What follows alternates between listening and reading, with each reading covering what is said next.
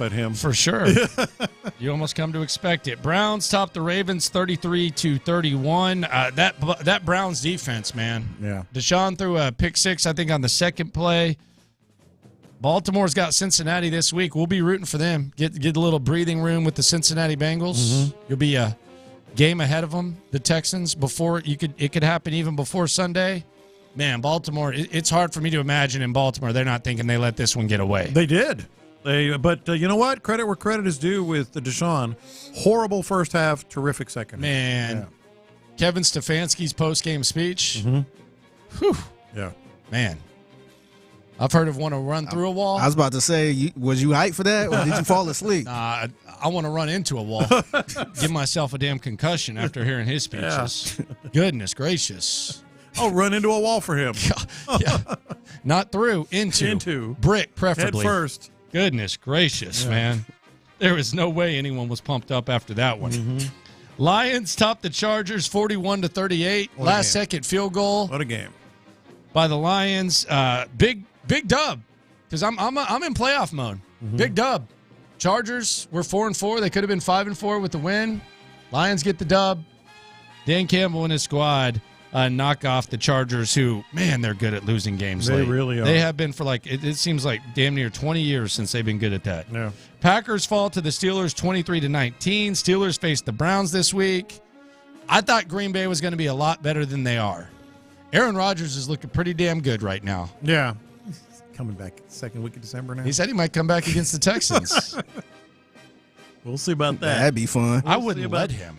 No, God, if I'm the Jets, I'm not letting you do that. No. There's no way. He is a weird cat, man. But he is out there running around a little bit. Running, air quotes. Yeah, this just seems... Yeah. Now, maybe he's going to... I don't know. He's not retiring. He's on an extension, right? Yeah. Saints fall to the Vikings 27-19. Derek Carr got hurt. We got a little Jameson Winston action. Josh Dobbs, your guy. How about Josh Dobbs?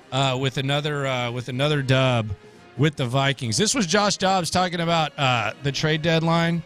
He was on the... I want to credit him.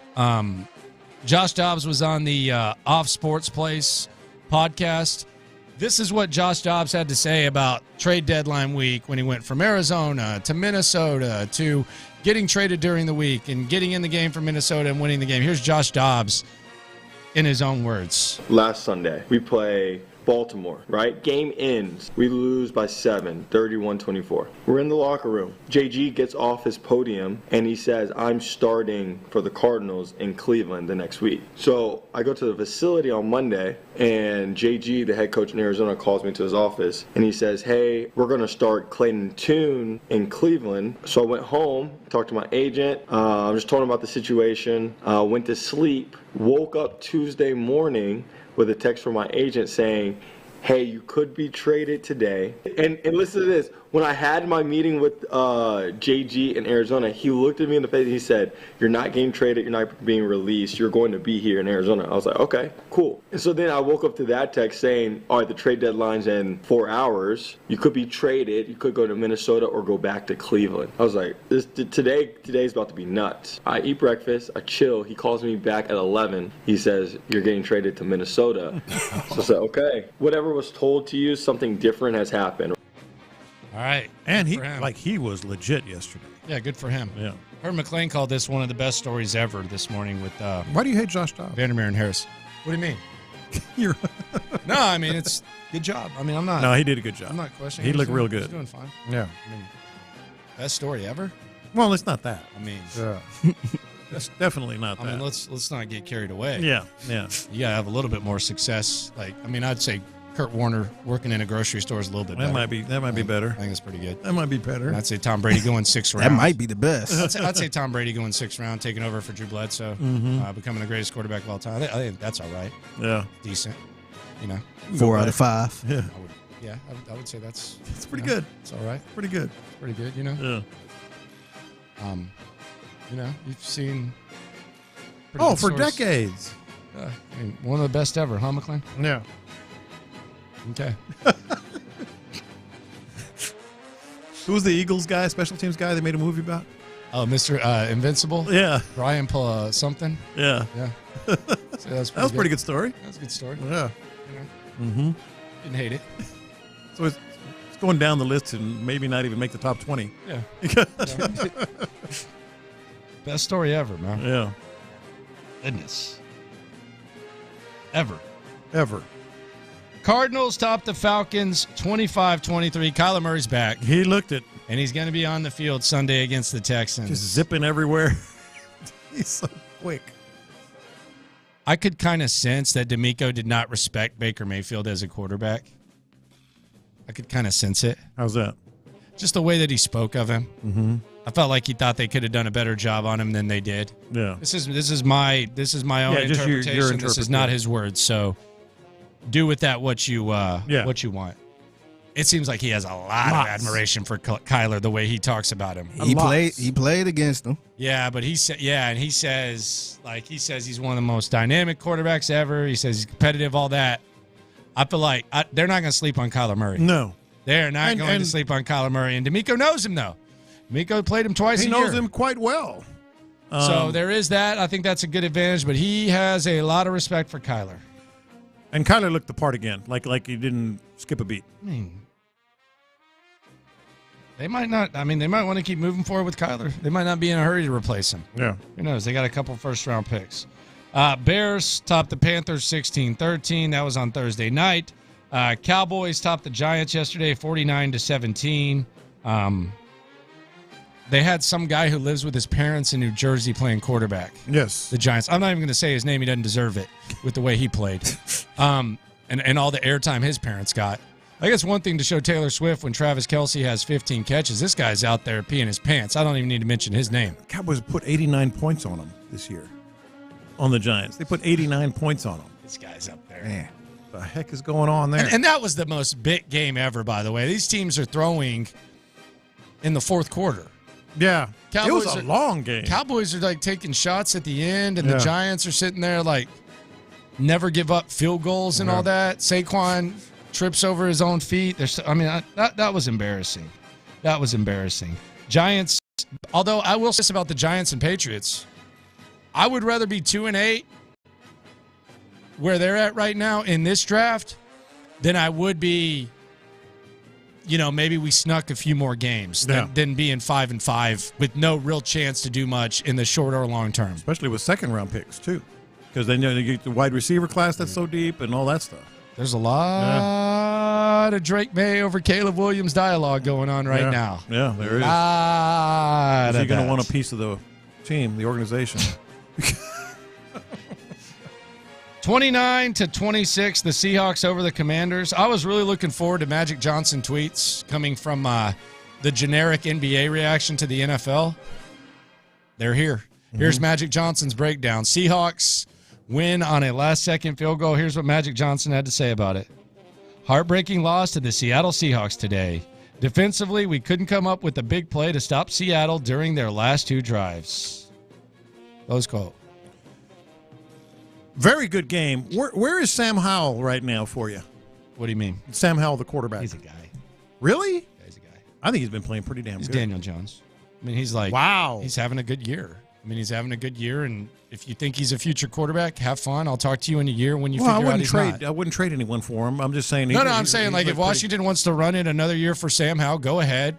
Maybe you'll be in the 7-9 win range, best case scenario. Maybe you bottom out like the Giants are. Have fun. Yeah. Good for y'all. But then they pick him late. He's he's a fine player. Yeah, that's what I'm saying. It ain't Daniel Jones picking them in the first round. Yeah, that's fair. That's fair. I'm just talking about as far as that same tier. Yeah. I thought he was like a franchise. Especially, to be fair, I only saw the fourth quarter and the end of the game. But no, he's had a historic start passing yards way. Yeah, really passing yards, he's actually had a historic start to his career. So props to him. The Raiders beat the Jets 16-12. This was an ugly game, but a beautiful one if you're a Raiders fan. It's hard to watch what's going on in New York, and we've been there. You try to talk yourself into bad quarterbacks. Boy, Brandon Tierney, formerly of CBS Radio, now of WFAN. This Zach Wilson thing that he's on is unhealthy. It is. Like, trust me, I'm not talking down to you. No, I have seen it. I have witnessed it. Many of us have partaken in it where you don't have quarterbacks. You try to talk yourself into Ryan Fitzpatrick. You try to talk yourself into Brian Hoyer. You try to talk yourself into Ryan Mallett. Yeah. Rest in peace. You try to talk yourself into Brock Osweiler. You try to talk yourself into Davis Mills. This is pathetic. Yeah. What's not changing is what's around him. Maybe the way for Zach Wilson to actually look better is, I don't know, the components around him to actually do their job and look better. Is that possible? Other teams have done more offensively with way less than the Jets have. It can't be you need a weapon everywhere. Like this idea, Devontae Adams, bring him in here like they need him. You have a great receiver in Garrett Wilson. You have a great running back. You're already ahead of the game, but other teams do more with a lot less. Move the football and scored some freaking touchdowns. I feel bad for them, man. It's almost sad because he's not good. He is not the answer, and he won't ever be the answer. But they're talking themselves into him day after day. Coming up, the internet goes nuts. More Houston Texans hot takes, including why are you trying to start this fight? This is already intense enough. A national media type is trying to start a fight that, do we really have to partake in this? Maybe we do. And we'll talk about that next with the internet going nuts. First, though,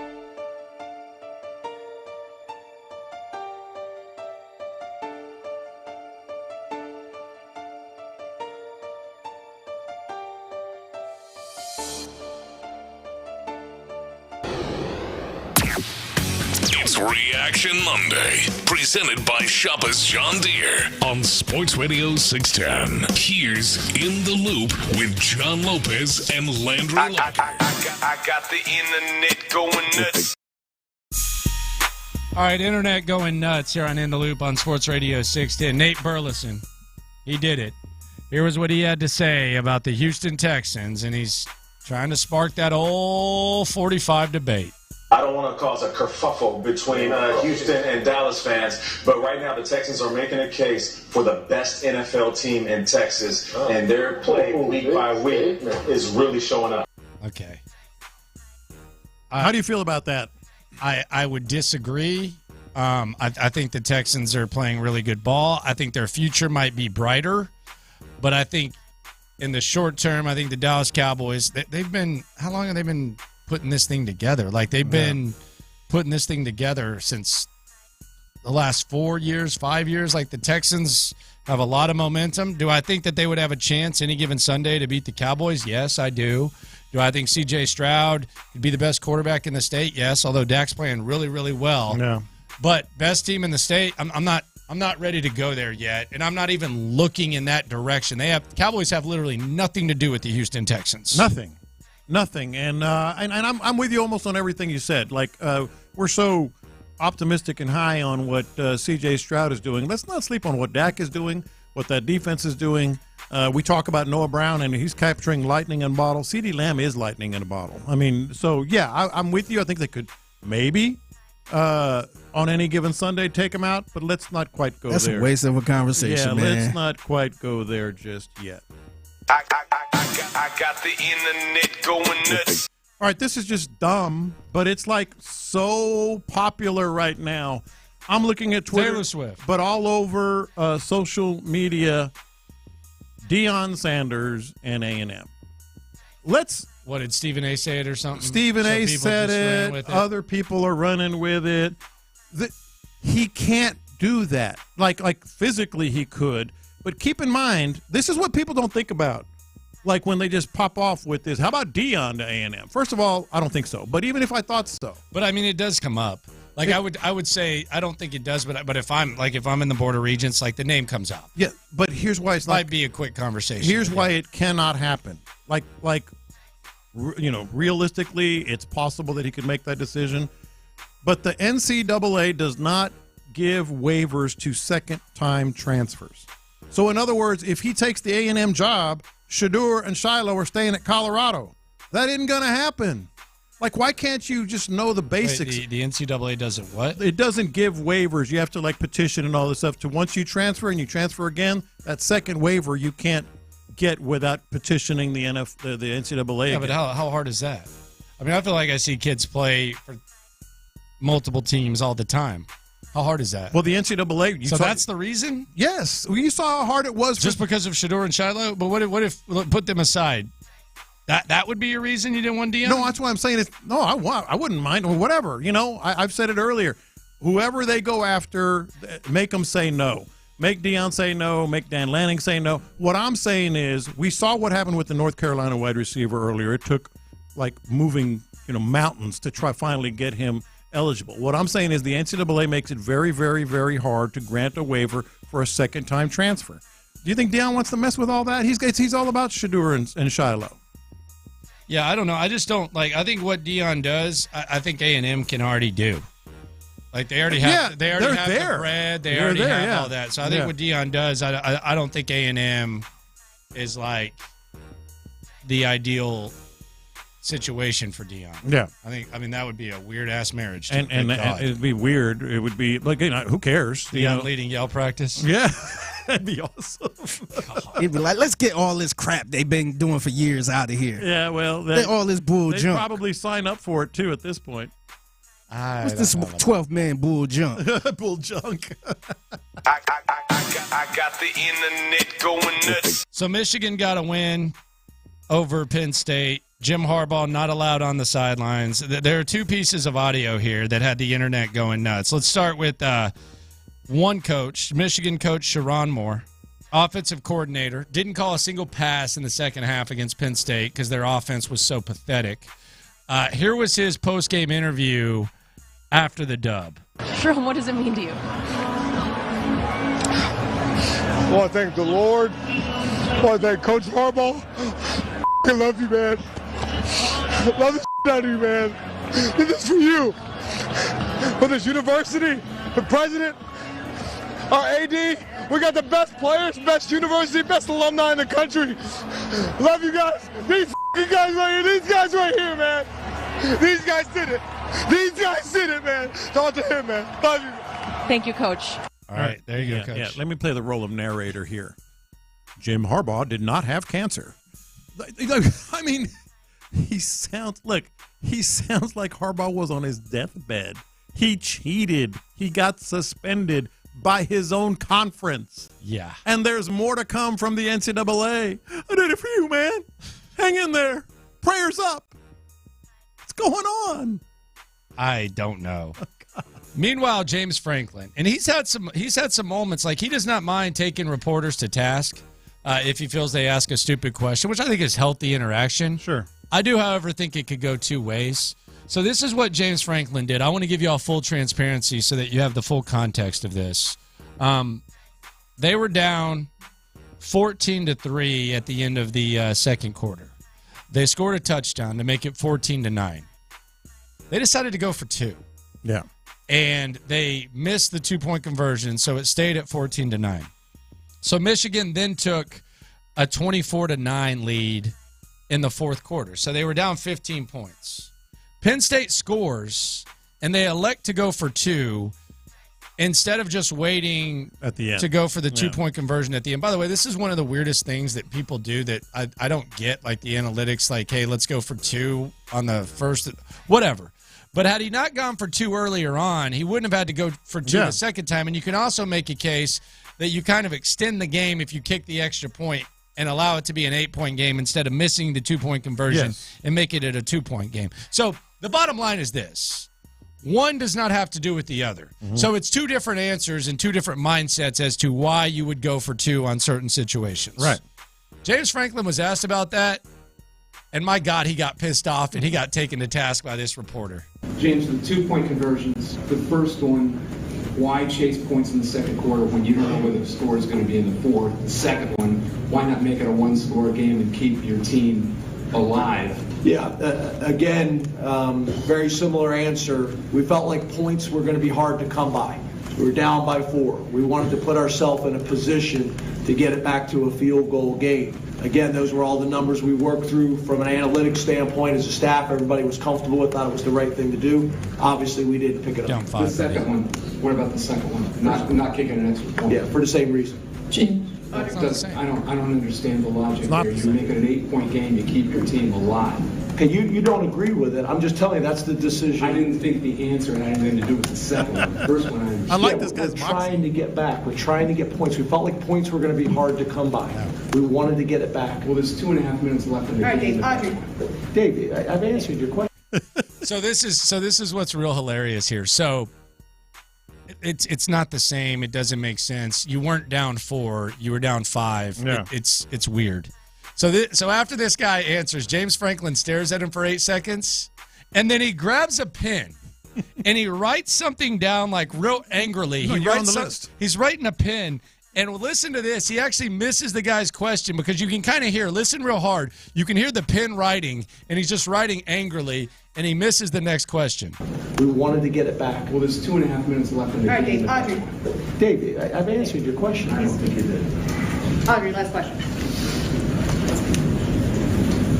James, early in the second quarter, you guys had a sequence where Katron rushes for 9 yards on first down and then doesn't touch the ball. You guys throw past Malik Mega. I guess what went into that sequence and why did Katron not touch the ball again that drive? One more time, I apologize. Yeah, no worries. He's too busy writing something down. What do you think he wrote?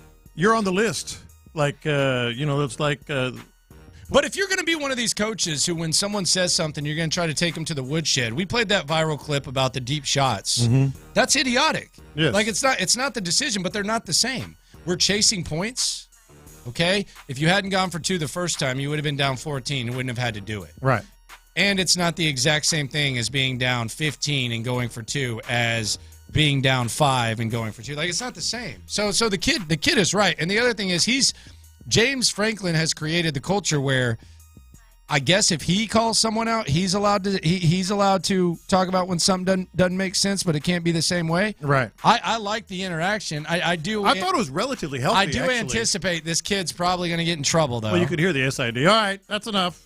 You should hear how she starts press conferences. I haven't. Put your phones on silent. Put your damn phones on silent. I was like, whoa. Okay. Yeah. I got the internet going nuts. Okay, here's the part of this internet going nuts on this one. The internet really isn't going nuts. It's not really going nuts. It's kind of making a blip on the internet, but it's worth mentioning. Oh, no. Joe Espada. Come on. He's viral. He's trending. Not making, is he? No. Not making the internet go nuts. And that's the story, man. This is a taste. The Astros, after all these successes, we all love them. They've dominated this cityscape. They've been like the team, 7 straight ALCSs. This is a taste that we're seeing today of what happens even when you're a great baseball team in a football city. The internet is not going nuts about the Houston Astros getting a new manager. That's wild. That's wild. I got the internet going nuts. If Jimbo Fisher got fired, I would have fired him on the spot after I heard this at the podium after the win against Mississippi State. He would have been done. You play as well as you do. Does it just make this season just that much more frustrating and head-scratching for you? No, it's not frustrating. I mean, disappointing at times. Like I said, we're 3 or 4 plays from playing in a playoff spot. Ugh. That is the oldest, most I heard you say this before. Tired. I thought you were saying this before the game. Oh, I do. Shoot. I almost said the wrong word.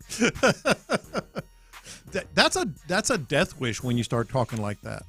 Just between you and me, and this is just me and you and Figgy. Just you, me, and Figgy? Just you, me, and Figgy. All right, everybody plug your ears. Do you regret talking crap to Alabama the way you did? Where y'all were talking about Alabama scared? I never, dude, what are you doing? I'm asking, do you regret it a little bit? Just a little bit. I didn't say that. Do you regret, Nick Saban's threatened. Okay. He's scared. Okay. You're so wrong. I never said that, and you know I never said that. I said when it comes to the NIL, Nick Saban stood up there in front of sponsors and said, and donors, and said, we can't do what the Aggies are doing. You guys got to get your stuff in gear. And that's when I said. But did you not feel uncomfortable, like at least at the time? Because it seemed like it was almost like, yeah, get him, Jimbo. Like for me, and this is just me. Yeah. I know you were saying you and I was talking about the like, NIL. But Jimbo was like, oh, we're coming. We ain't going nowhere fast. Yeah. And you know what? He's a stupid slime ball coach, and I know everybody about. Like, was that not uncomfortable for you? Do you feel like that was entertaining? That was embarrassing. You were Jimbo entertained Fisher. too. We played it like 10 times. No, we played it once, and I actually felt sorry for Jimbo. Okay, you're asking me two different things. The first thing, I never ever. You said Saban felt threatened. Not about like what you're describing. You're saying that I said that he feels threatened as in the program, as in wins and losses. And that is absolutely incorrect. I said in that moment when that happened, and he's telling his own donors now, like, we can't do what A&M, get your butts in gear, we need money. And that's when I said he is feeling threatened by what A&M is doing. And Jimbo calls that press conference, goes up there, talks crap about Bama. That was awesome. No, Man, that was awesome. That did not travel well. It did not, but it was awesome. Traveled about as well as Hey, how did Cody's wedding go? Stoots? Somebody just texted that and it made me wonder. So Stoots went to a wedding on a date. Just up the street? It's 2 hours away. We buried the lead there. 2 hours away. Yeah, so they was on a road trip. A road trip together. He should have won the slime off. If I would have known that detail, I wouldn't have thought about the slime. I would have gone in another car. Yeah. Yeah, so he went on a road trip to a wedding on a first date. Yeah. Yeah. Bro. Yeah. By the way, how'd that shoe leather look there, Cody? Oh, smarty pants? Talking about he called your brisket shoe leather. And I tagged him twice on the video, which was incredible that everybody was giving it raves. And he's a coward. Cody Stoots is a coward. He refuses to answer my video that I tagged him on of the delicious brisket. Final thing here on Internet Going Nuts. Did I say coward? So Travis Barker, he's dating, he's married to Kourtney Kardashian. Mm-hmm. They have a video of him. So they're in a hospital in a delivery room, and it looks like a hospital where there's other people there, like delivering babies. Yeah. And you know what Travis Barker decided to do? I want to get your take on if this is cool or one of the most annoying thing that's ever been done. Okay. He had a drum set in the delivery room, and he was drumming the baby's heartbeat. That's too much. And not that I get what maybe he was just trying to like whatever. You're missing out, right? Well, I think he was doing it while she was in there. But if I'm just sitting there across the hall, what are we doing? Yeah, but you're missing out on like the experience there. I don't know. Yeah, no, that's too much. I really don't know. That's too much. Did you see what Taylor Swift did this weekend? That went viral. Well, I know she had the concert, right? She kissed Travis Kelce. Oh, yeah. And you know that song, Karma is My Boyfriend? Yeah. She remixed it. Yeah, I did. She said Karma is the guy on the Chiefs. Yeah. That's the way they make their announcement. And oh, my God. Swifties are going nuts. Karma is the guy on the Chiefs. Good Lord. Yeah. Coming up, let's look back on the game against Cincinnati one more time, give the most important takeaways, and let's go on to Arizona. Might not be as easy as we thought.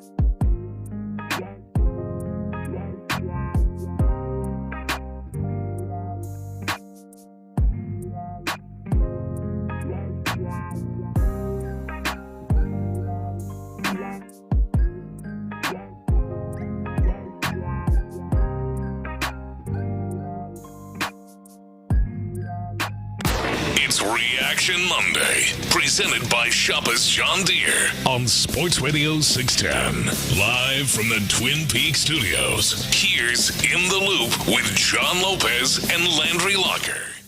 All right, so I have some really good news and some progress made in regards to the Houston Texans. And this is huge, man. Like, of all the things that could potentially embarrass you when it comes to the Texans, we avoided disaster yesterday, and I want to give myself credit for this. Oh, yourself. Yeah, thank you to me. I don't like doing it, but I got to thank you very much. To quote Paul Wall in the other day on Get Your Mind Correct. I'm gonna thank myself for this. Yeah. Yesterday, football night in America. They played Mark Vandermeer's final call. Oh, wow, that's right. And? There was no clapping. Yeah.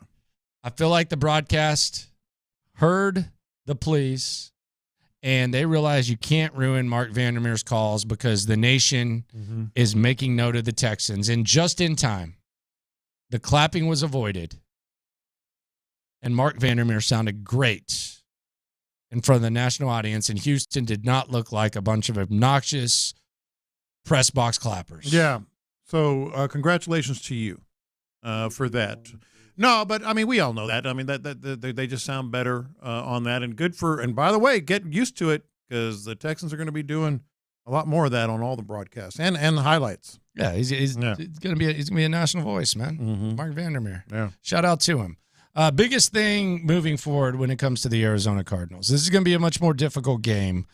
Biggest thing moving forward for the Texans. I hear about handle success and all that. Look, it's very simple for me. Contain Kyler Murray. That is it. Contain Kyler Murray. The end. The good news is DeMeco Ryans has a lot of experience with Kyler Murray. That's the best news that you can get. But that's what it's going to come down to. It's not some sort of mental thing because I don't think this team's going to eat the cheese. I don't think they ate the cheese against Carolina. Well, they didn't. They didn't this week. I think Carolina just handled their business. They didn't eat the cheese this week. You mentioned it. Yeah. Hell, they're down 7. They score. They're out there dancing. Yeah. So that tells you how much confidence they had. But they're not going to eat the cheese. Let's get rid of this. Like, if they lose to the Cardinals, it's because they lost to the Cardinals. Like, the notion that this team is going to get high on their own success, throw that away. It's gone. Well, if they were going to get high on their own success and sort of read the press clippings, it was going to be this week because they were the toast of the town around the NFL after what C.J. Stroud did against Tampa. And, man, they didn't look it. They came out and like, all right, we got to take care of stuff here, and they had the best game plan, offensively, defensively, and certainly the way they played never showed it either. Let's go through the best sounds of Mark Vandermeer here on In the Loop, Sports Radio 610. Let's hear how excited Dre and Vandy got. Let's start with what I'm going to call the Tank Dell drive, the final play of that Tank Dell drive. Texans down 7-0, a reverse to Tank Dell for 13, a throw to Tank Dell across the middle of the field in which he catches it with his back. And then how about a little squat rack and weight room for you fools on the 5-yard line? Throw it sideways to Tank. Let him dive his ass in the end zone. One back, Devin Singletary. Here's the snap. CJ looking. Throwing right side, Dell at the 6. Takes it to the goal line. He's in! Touchdown, Houston! Stroud to Dell for 6. No clapping. Speed kills. Throws. Look at that. Awuzie. That's clean. And then just accelerated into the end zone on him. Froze him. Good air claps, and then baby. went right by him and lunged for the goal line and got himself there. Good stuff, Dre. Good stuff, Dre. Good stuff, Vandy. Now, this was BS. This was dog crap dog-butted officiating. Tank Dell hit defenseless. C.J. Stroud hit. That guy's probably going to get fined. And then they called one of the worst fumbles ever. Let's hear how Mark Vandermeer and Andre Ware called this dog-butted officiating. CJ in the gun. Here's the snap. Stroud with time. Now he's hit as the ball comes out. Is that a fumble? And it's covered up by Hilton. Forward passer, a fumble. It's wrapped up at the 28-yard line. Hilton and the Rock as Woods wrapped them up. Stroud took a shot. I think they're going to rule this a fumble. They do. They did, and they kept it. It was pathetic. Awful. It's a bad call. Yeah. Devin Singletary, we thought maybe the Texans would be able to run the rock. Oh, my gosh, did they ever. He's got some history with the Bengals. Probably a little bit extra from Singletary. When he was with the Bills, they went toe-to-toe many a times. Devin Singletary, for the first time as a Houston Texans, gimme 6. First and goal inside the 6. Stroud under center. Schultz in the backfield. And here's motion. CJ pushes the ball to Singletary. Right side running. Devin is in. Touchdown, Houston. Singletary with the rushing TD. And the Texans are up 2 scores on Cincinnati. For Singletary, that is rushing touchdown number 1 of his Texans career on his best day as a Texan. Easily. Plenty more where that came from. Singletary finishes with a Bill 50 on the ground. Jamar Chase. He's inevitable. He's injured. He's slowed, and he was kind of starting out slow in that game, but it's inevitable he's going to make a play. Yeah. Thought he was a little bit hobbled out there. Yeah. And then he gave us all 3 words. Jamar Chase gave us 3 words, man. And they were? Decoy these nuts. Burrow takes the snap. Pocket collapsing. Burrow looking around. Now scrambles out to the left side. Squares up and guns long downfield. And caught Chase across the 10-5. Touchdown. Burrow kept it alive. Chase got the ball, brought it to the end zone as Petrie could not stay with him. 64-yard reception, and the Bengals are right in it. Yeah, absolutely right in it. All right, Jalen Petrie, man, nice dive, dude. 0 tackles for Jalen Petrie. That's a and 0. Some very, very big misplay. I don't know if you guys heard me. Clint and Ron are coming in. I know you're trying to add them all up. It was a 0 from Jalen Petrie. Had a couple of whiffs that were near miss. 0. Had an interception that was a near miss. 0. Thought about you when I watched both of the plays you just mentioned. Yeah. Thought about you. I thought, boy, that's gonna make in the loop. Well, I thought Landry had a really good point. Like we have a certain bar for Jalen Petrie. If you want to lower the bar and make that what he needs to reach, yeah, I'm fine. with it. Yeah. I told the story about one time one of my mentors was getting dog cussed in the Cowboys locker room by Orlando Scandrick. And he said to him with a straight face, he said, "You want me to treat you like the nickel cornerback you were 2 years ago? That's fine. But it seems like you think you've kind of developed into a quality starting cornerback. You want me to adjust the expectations back? That's fine." I almost feel like I need to get in the Jonathan Owens, Graylin Arnold business with Jalen Petrie because it's damn sure not Kareem Jackson. It's damn sure not Tyrann Mathieu. Damn. I need more plays. I just wish I was that cool, calm, and collected under heat. Yeah, it's hard, man. I mean, yeah, I'd have done 1 or 2 things. I'd have just kind of bowed out, or I would have probably said something that I wish I hadn't said. That was well done, whoever the hell that was, Lock Dog. That was well done. Is it Jean-Jacques? Jean-Jacques Taylor. Listen, I appreciate it. I don't think Jalen's been horrible, and I think he has impacted the game. But yeah, should you expect more from him? Yeah. I'm with it. Yeah, I mean, Will Anderson. You had the whiff yesterday, and he got bailed down on the interception. It's the 3rd time that D'Amico's dialed up like a perfect run blitz, and he's whiffed on the tackle. Did it against Bryce Young. Did it yesterday on 3rd down. Then you had the dropped interception. I think it was cover 2 on the first touchdown. If I'm not mistaken, I would call it 2-man, but yes, cover 2. Yeah, he should be over the top. Stingley probably needs to be a little bit better there too. But he probably Joe's probably got to be a little worse on that throw too. Well, I was a dime.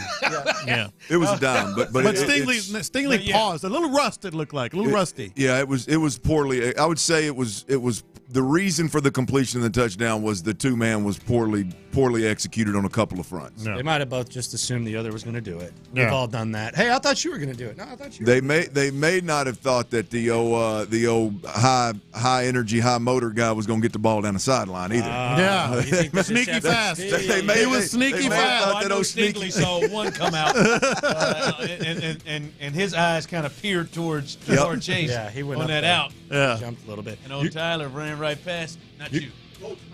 You're listening to KILT AM, KILT HD2. The Drive is live. You're damn right it's live, baby. Come on now.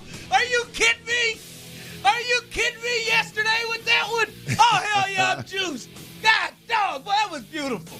We said it would be different if they go on the road and beat the Bengals. And damn it, they did. And your quarterback, despite both of the quarterbacks in the fourth quarter taking turns, but your quarterback was the best on the field yesterday. Listen, you should be amped on this Reaction Monday. Shout out to the great people at Shoppers at John Deere. It's not just Reaction Monday. Them jokers won, and we just talked about Jalen Petrie with no stats in the game. So that means Clint, your guy, Tank Dell, caught a touchdown. Did all right. Yeah, he did all right, but he caught a touchdown. Did all right. He had stats. My guy, He did all right. John Grenard, got him a sack, got a couple of tackles for loss, and that means your guy, Tyler, Jalen Petrie, didn't create a stat. Nope. Not a tackle, not a pick, nothing. He should have. I guess that dropped interception counts as a pass breakup, but not a stat. Should have been an INT. I think most people would say that it is on you, Mad Dog Monday. What we drinking? I would have to agree. What we drinking? Whatever you got in there, buddy. Pal, whatever you got sitting in there. I see a 3/4 full one. I did try to get you one. Wait a minute. New one. Wait a minute. Well, you mean to tell me we've gone from one and you joined in last week and given him hell for one? That's why the whole you setup showed was up that way. empty-handed? Not a one. Ron says he's the leader of this show. I'm just following his lead, man. Holy cow. I made 4 stops this morning on the way to the office. You drive in at 8 o'clock in the morning, so you got 7 hours. Wasn't driving in at 8 o'clock in the morning. You could have made 4 more stops, Tyler. I was driving in, had a lot of work to get to in here, stopped at 4 places, couldn't get one. And I thought, you know what? Show's been going on and on about how there's MD left over all the time and how we can't be wasteful. No. They got plenty in there. No, so you crack didn't. you open the MD you already got, give me this. take a sip, and enjoy it. Are you finished? First off, you You lied. act mad about it. I First don't off- drink any of it anyway. First off, Drink that Mad Dog and enjoy it. First off, you limey bastard, it's Ron. You stop calling me that name that I've lost. Nope, I'll call you whatever the hell I want to, This Shell. is ridiculous. You can't even Ronnie. come up and just apologize and say, Why would I apologize? I made 4 stops. You came at my ass all Because if I would have found the MD, I would have bought 3 of them. But I didn't find any. Real quick. Wasn't a matter of the price, trying to save 72 cents. Hey, real it was a quick. matter of it not being available. No, stop. None of your excuses hold up. Maybe not for you, but I don't You sound like Sam Pittman in a post-game press conference where you got skull-drugged by Auburn. Wish I got paid like Sam Pittman. Don't let that get to you. Wasn't a great weekend for none of our teams. They're our 3rd-string quarterback, and we lose to Tech. But I'm sorry, hold on. Because I know people on Twitch. Hi. I know people on YouTube. Hi. And I know the people listening on the text good, line y'all? will somehow turn this into my fault. But y'all know. Y'all know if it was me. Hold on. You know if it was me. You started the trend. No. Stop. You're the leader of the show. That's what you always say. You still got Mad. You wouldn't have Mad Dog Following your if I lead. hadn't bought my bottles. You got Mad Dog to drink before we can pop. Let's pop it open. Let's pop it open. I don't know. Is this okay to drink? It's been there for 4 weeks. It's gonna have to Give me the one that was here last. Yeah, take the dragon fruit last week. I got kids now. I got to make the wiser decision. There we go. Mad Dog. Come on, man. Yummy. Tastes like that dragon fruit Man, from last week. that one Ron just had was almost full when he pulled off of it. You know that's your week 1. I mean, that thing's got to be. That was the week 2. At least That it was was in the the fridge. that was the second one we Does brought. anybody out there in the liquor business know, does Mad Dog 2020, once you crack the seal, does it have a shelf life? least Does it it was need to be refrigerated? Well, yours was. Mine wasn't. No, it wasn't. Is there real fruit in there? Is there anything that can grow in there that can kill me? Do I need to stop by the ER on the way home? Patience, ER in Baytown. Big shout out. I've been there. I just want to say, had this been me, and I lived, You'd have one brand new and one. I lived in the great city of Houston my whole life. Yeah. And I lived. Somehow the dude who only been here 3 years has found a way. Found a way. And found a place To America's. to go get Mad Dog. To America. I don't care what America is. This is one Houston. Somehow, the dude who has been here for 3 years. One Houston, baby. I found 2 locations to get Mad Dog at. Found it. And the dude who has lived here, except for a short stint in College Station that included him coming back and forth anyhow. Yes, should know the city better because of his time in College Station. Yes. I researched it. I went online. Yes, you know what else I did? I went through and was denied by multiple stores, too. I didn't quit.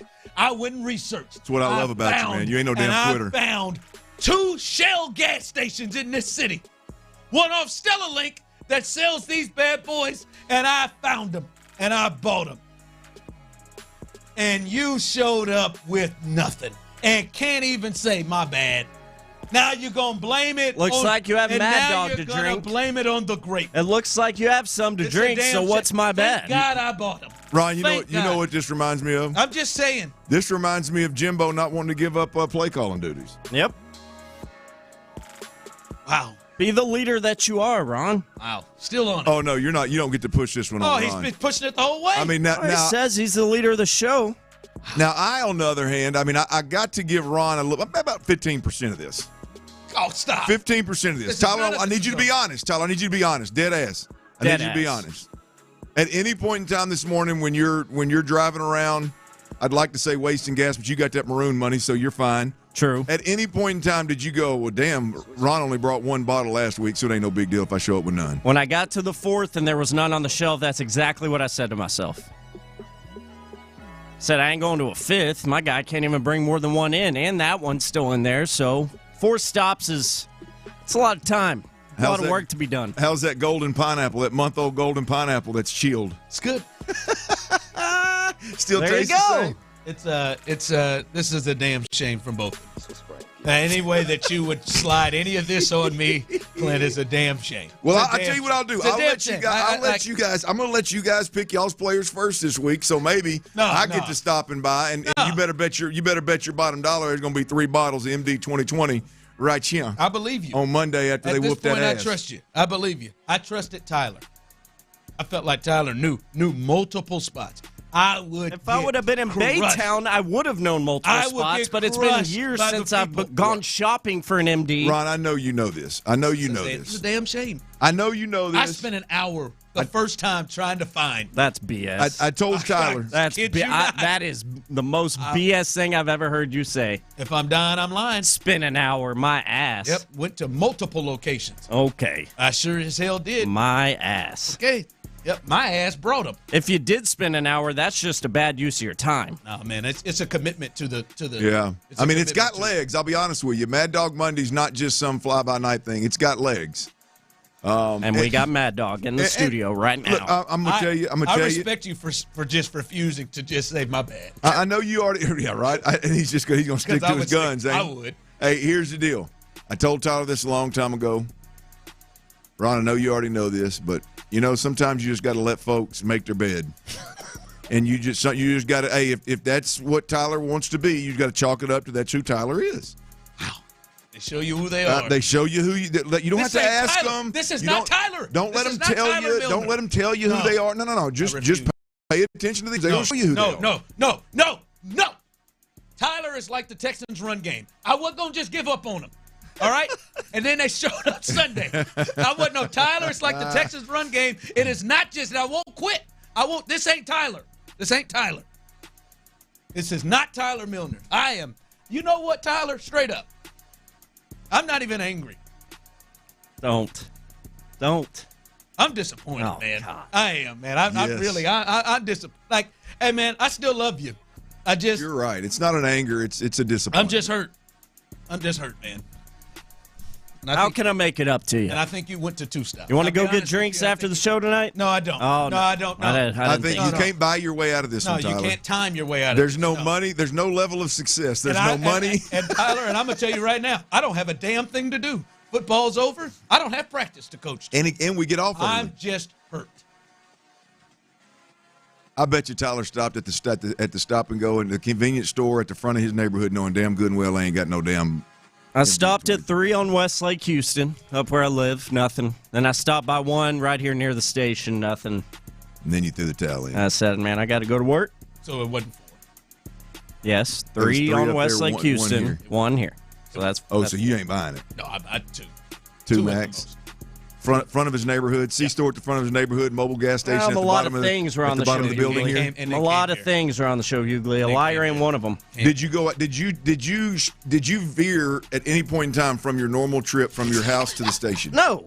Okay. No, I was on the same route I did. was taking. I'm telling you, Doug, if you go through my history, where to find Mad Dog in Houston, and I found multiple Shell stations that sell it. Shell's committed, man. And here's the thing is, because Tyler, I promise to God, I swear to God, I'm serious right now. I was so happy for Tyler and the fighting Tylers out there, and Clint, and everybody, all the Drive family that are hardcore Texans fans. Sure. Because you watched that game yesterday, and you know it. Oh, we're gonna lose this one. Yeah.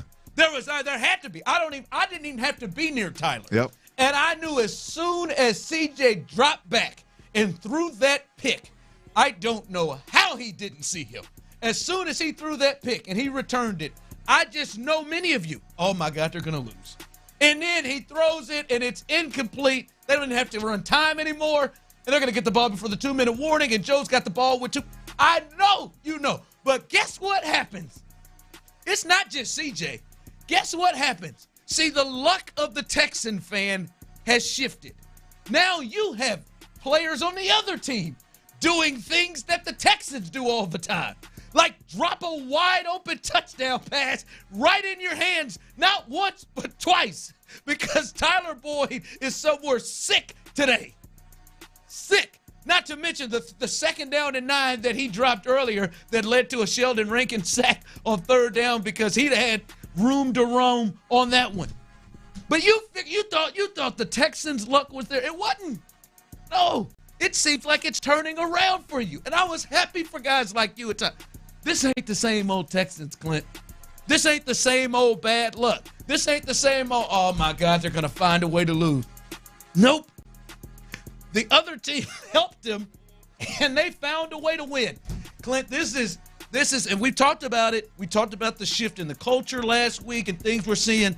And again now, that's a game that every single Texans fan, and I ain't been here that long, I know even the most confident, Debbie, Larry, even the most confident, oh, hell, as soon as he threw that pick, it's over.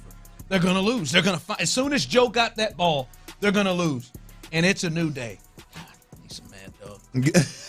I need some of this old-ass Mad Dog. Look, I don't look. There's no doubt about it. The Texans, for a long period of time, have been on the wrong end of those kind of situations where games turn, and it's hard to stop the momentum, and especially when you're on the road, you end up losing that game. But yesterday was proof against a great organization, against a great quarterback, against on the road. A team that had the momentum switched. The Texans were able to put their foot down and stop the bleeding enough to keep the game tied, and then be able to go win it in the end. It was definitely a point. I don't know who thought that when that interception happened that we were going to lose, but it's definitely, after the game, one of those where you feel a lot better about your team's ability to fight through the adversity of turning the ball over late, or a game swinging a play that swings momentum big time. You definitely feel better about your squad's ability to weather those storms after the last 2 weeks. That's for damn sure. Yeah, I didn't feel it, but I could feel the Texan fan. Oh my God, it's going to happen again.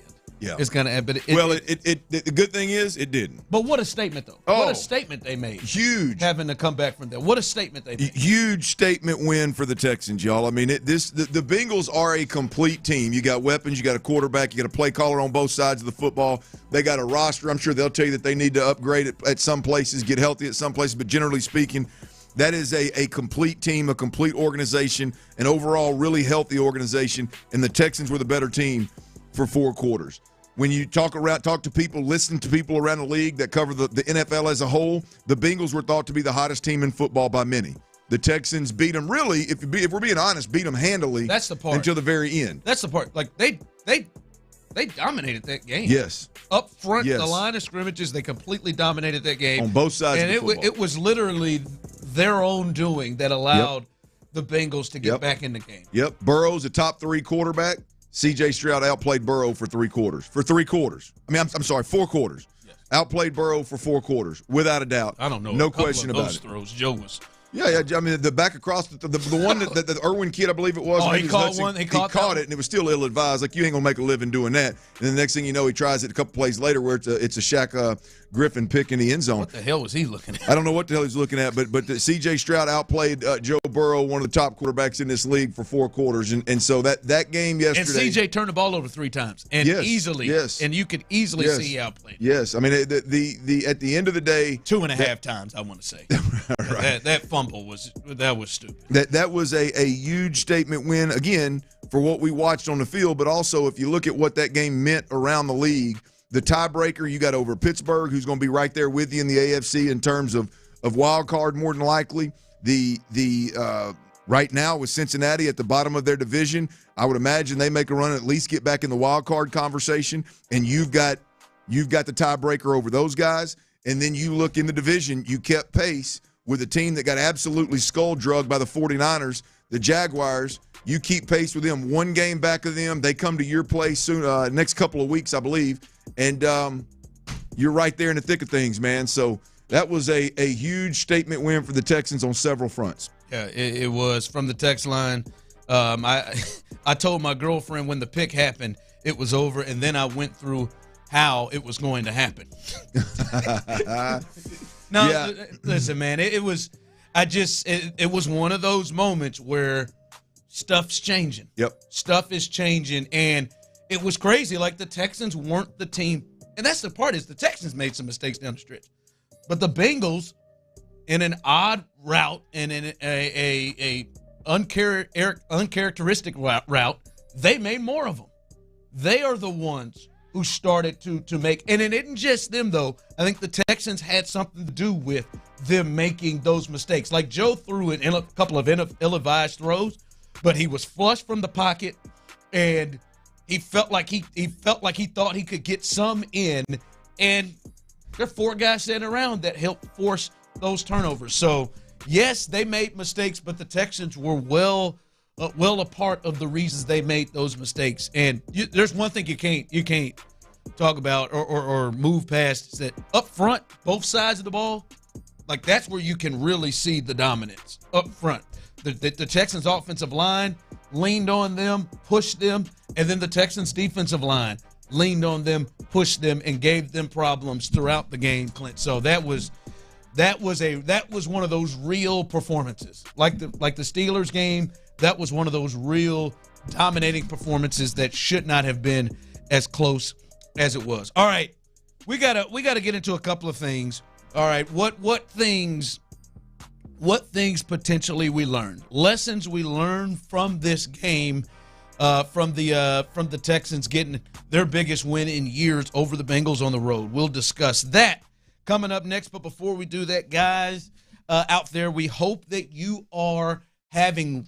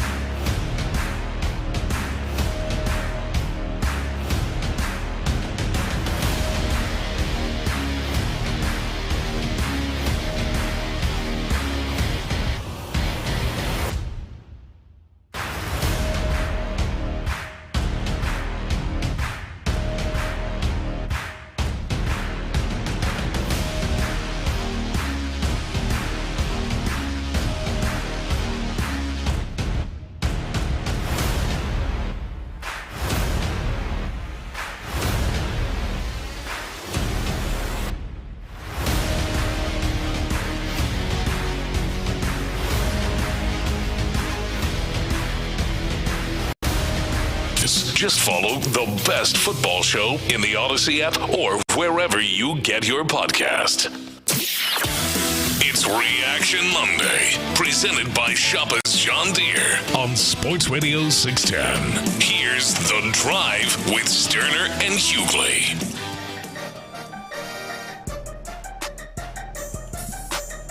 All right, welcome back in on this Reaction Monday as we are live right here on Sports Radio 610. We appreciate you however you are taking us in. Those of you on Twitch and YouTube, hello. Those of you on the Odyssey app, thank you for joining us as well. You can hit us up, 713-572-4610, or as many folks are on YouTube and Twitch. And I see my man Bob Woods. Probably not your real name. I'm sorry. I see my man on here said, do we have to listen to Ron scream for the first 20 minutes of the show? I'm sorry. I'm a little passionate. You got a little passionate there. I'm a little passionate. Sorry. Maybe a little bit. Don't be sorry. Don't be sorry. The showman. And if that's too much for you, well, I'm not going to stop. So it's going to be me, baby. I feel like it's a time to be a little passionate. I feel like this is a hell of a time. That was one of the best wins of the NFL season by not just the Texans, by anybody. So yeah, I'm a little geeked up for y'all. As I think it's cool to be. All right, lessons learned. 713-572-4610. You can text in and jump in on this as well. By the way, it is a Mad Dog Monday, and if you're just joining us, Tyler decided not to buy any Mad Dog, even though it was clearly on him. Very disappointing. Very disappointing. I tried, man. He tried. He didn't. He had a hell of a weekend, and he just gave us the middle finger. Luckily, as I just look for excuses too, luckily we have Mad Dog. We have some remnants of previous wins that I was able to find due to my purchases. We were able to. How's that golden pineapple? It's a solid, man. It's a solid choice. All right, lessons learned. Lessons learned. As I said, you can go on and text in with yours. You can hit us up on YouTube and Twitch. Lessons learned. What did you learn from this yesterday? Ron, I think last week, right, it was this is a CJ-centric, aggressive offense, and that's who you need to plan on being. That's the mindset of this football team. I think you've learned that over the first 2 months, and I think that all came to light versus Tampa Bay. So as we move forward, win, lose, or draw, I think there's lessons to be learned. And as a fan, as you watched yesterday's game, I think the number one lesson, the number one takeaway that we didn't already know about C.J. Stroud was how is he going to handle adversity that he creates? Not adversity of, man, we're trying to run the football, we can't get it going, man, we got a conservative pass game, yada, yada, yada. Defense gives up 14 out of the gate versus Indianapolis. All the different stuff that gets piled on a young organization and a young quarterback. There's a lot of adversity. But this adversity was precisely came at the hands of C.J. Stroud. C.J. Stroud is on record. He talked about it after the ball game. The interception was he saw the guy that was playing tight. He thought he could get it over his head and was going to kind of layer it over his head. And in that moment in time, with a 10-point lead and that much time left on the clock, C.J. Stroud doesn't need to be that aggressive. C.J. Stroud doesn't need to take that risk with the football. He said it. He understands it. But we had no idea who C.J. Stroud was going to be when that interception turns into points. You then go 3 and out. That next possession for the Bengals turns into a field goal. It's a tie ball game, and less than 4 minutes ago you had a 10-point lead. Who is C.J. Stroud going to be in those moments? Who is C.J. Stroud going to be on the sideline with his head coach, with his coordinator, with his O-line, with his skill guys? Who is he going to be? And all the records show that he goes over to DeMeco Ryans and says, I got you. We're going to be all right. I got you. And he goes out there and he throws a handful of dimes, one of which was dropped by Tank Dell, but a handful of dimes and gets them down into field goal range. And the Texans kick that winning field goal, and everybody gets on that plane and comes back to Texas happier than all get out. The city of Houston celebrates. The lesson is There is no adversity. Even the adversity that comes at the hands of C.J. Stroud, his own poor decision, his own mistake. There's no adversity that's going to make this kid blink. There's no adversity that he's going to shrink in the moment. He's going to own it, and then he's going to turn around and give you a chance to win the ball game, and he did that. Not only gave you the chance, hell, you won the ball game because there was too much time left on the clock when Joe Burrow and them boys kicked that field goal. Yeah, I think I agree. C.J. Stroud is where I go and what I learned, and he answered a lot of the questions and concerns I had leading into the draft, and I'm taking it all the way back to that point, right? I know for me, as we were looking at the draft, and it started to kind of – there was a real shot that C.J. Stroud may be the guy for the Texans. My questions and concerns were –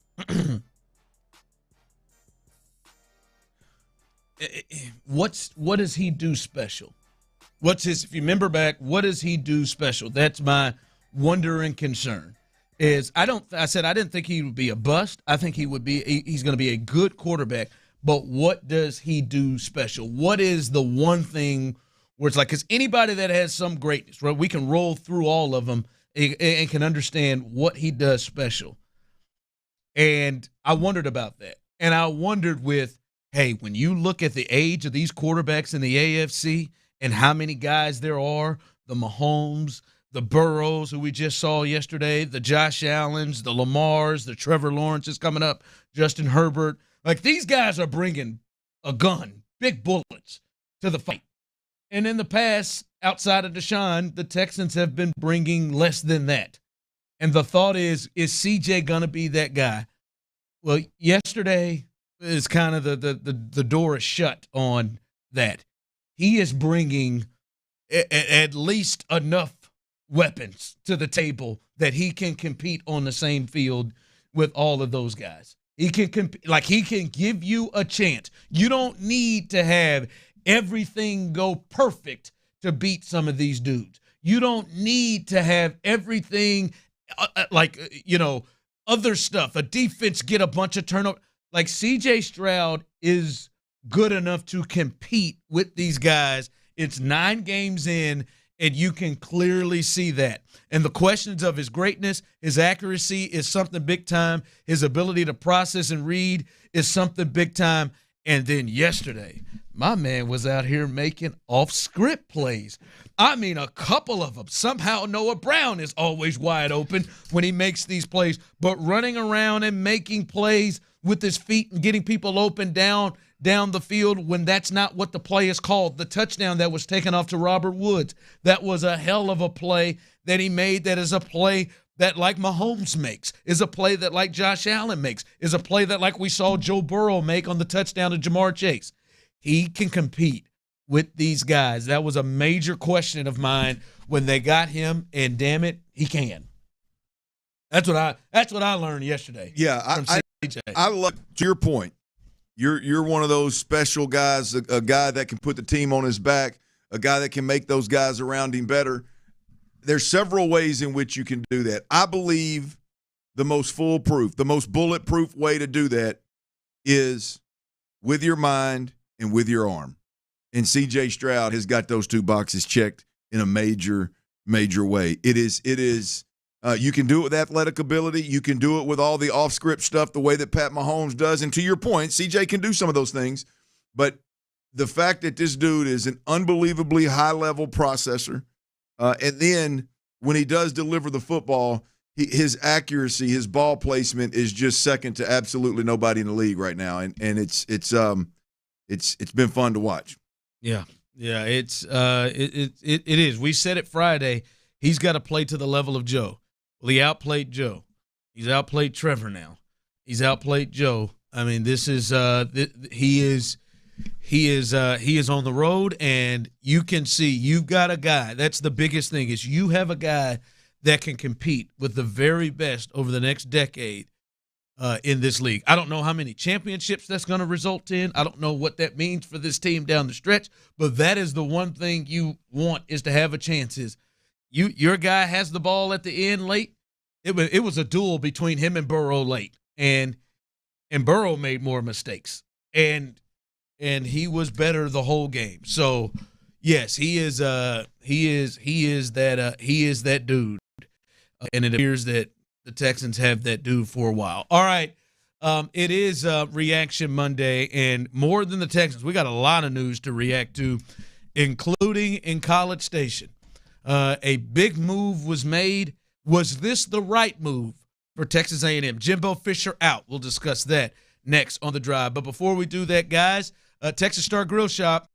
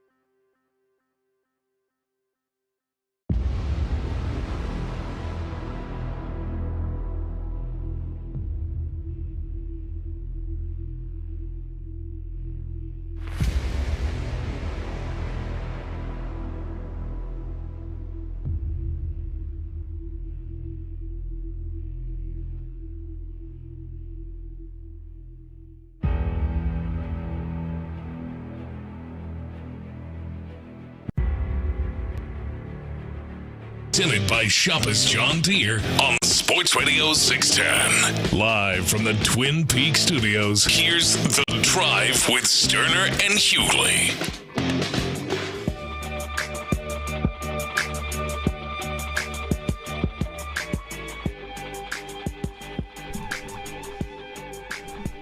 Reaction Monday. Texans are above 500, 5-4, one game back of the Jacksonville Jaguars, who they will see here in NRG in 2 weeks. The arrow's pointed up. That's right. If they just get obliterated by the San Francisco 49ers. So big day for the Texans yesterday. The Chargers lose as well. The Jets lose as well. So a big day all around. They hold the 7th spot. If it started today, they hold the 7th spot. They could really use some help from the Denver Broncos tonight. If they can defeat the Buffalo Bills, they would remain in the playoffs. If the Bills won, they would be 6-4 and would be at this time ahead of the Texans. They still have a bye week ahead of them. So let's ride. That would be thanks, Russ. That will be one to watch tonight for Monday Night Football. All right, real quick. What was it? It was an ass kicking, right, for the Aggies on Saturday. Oh, Beat the hell out of Mississippi State. An ass kicking went down in Kyle Field. That is for certain. Yeah, and following that game, both coaches got fired. Yep, nobody survived that one. Nope, Mississippi State's coach, their head coach, he got fired. You lose 51-10. All right, they've had a rough season. After 11 games, his ass is out of here.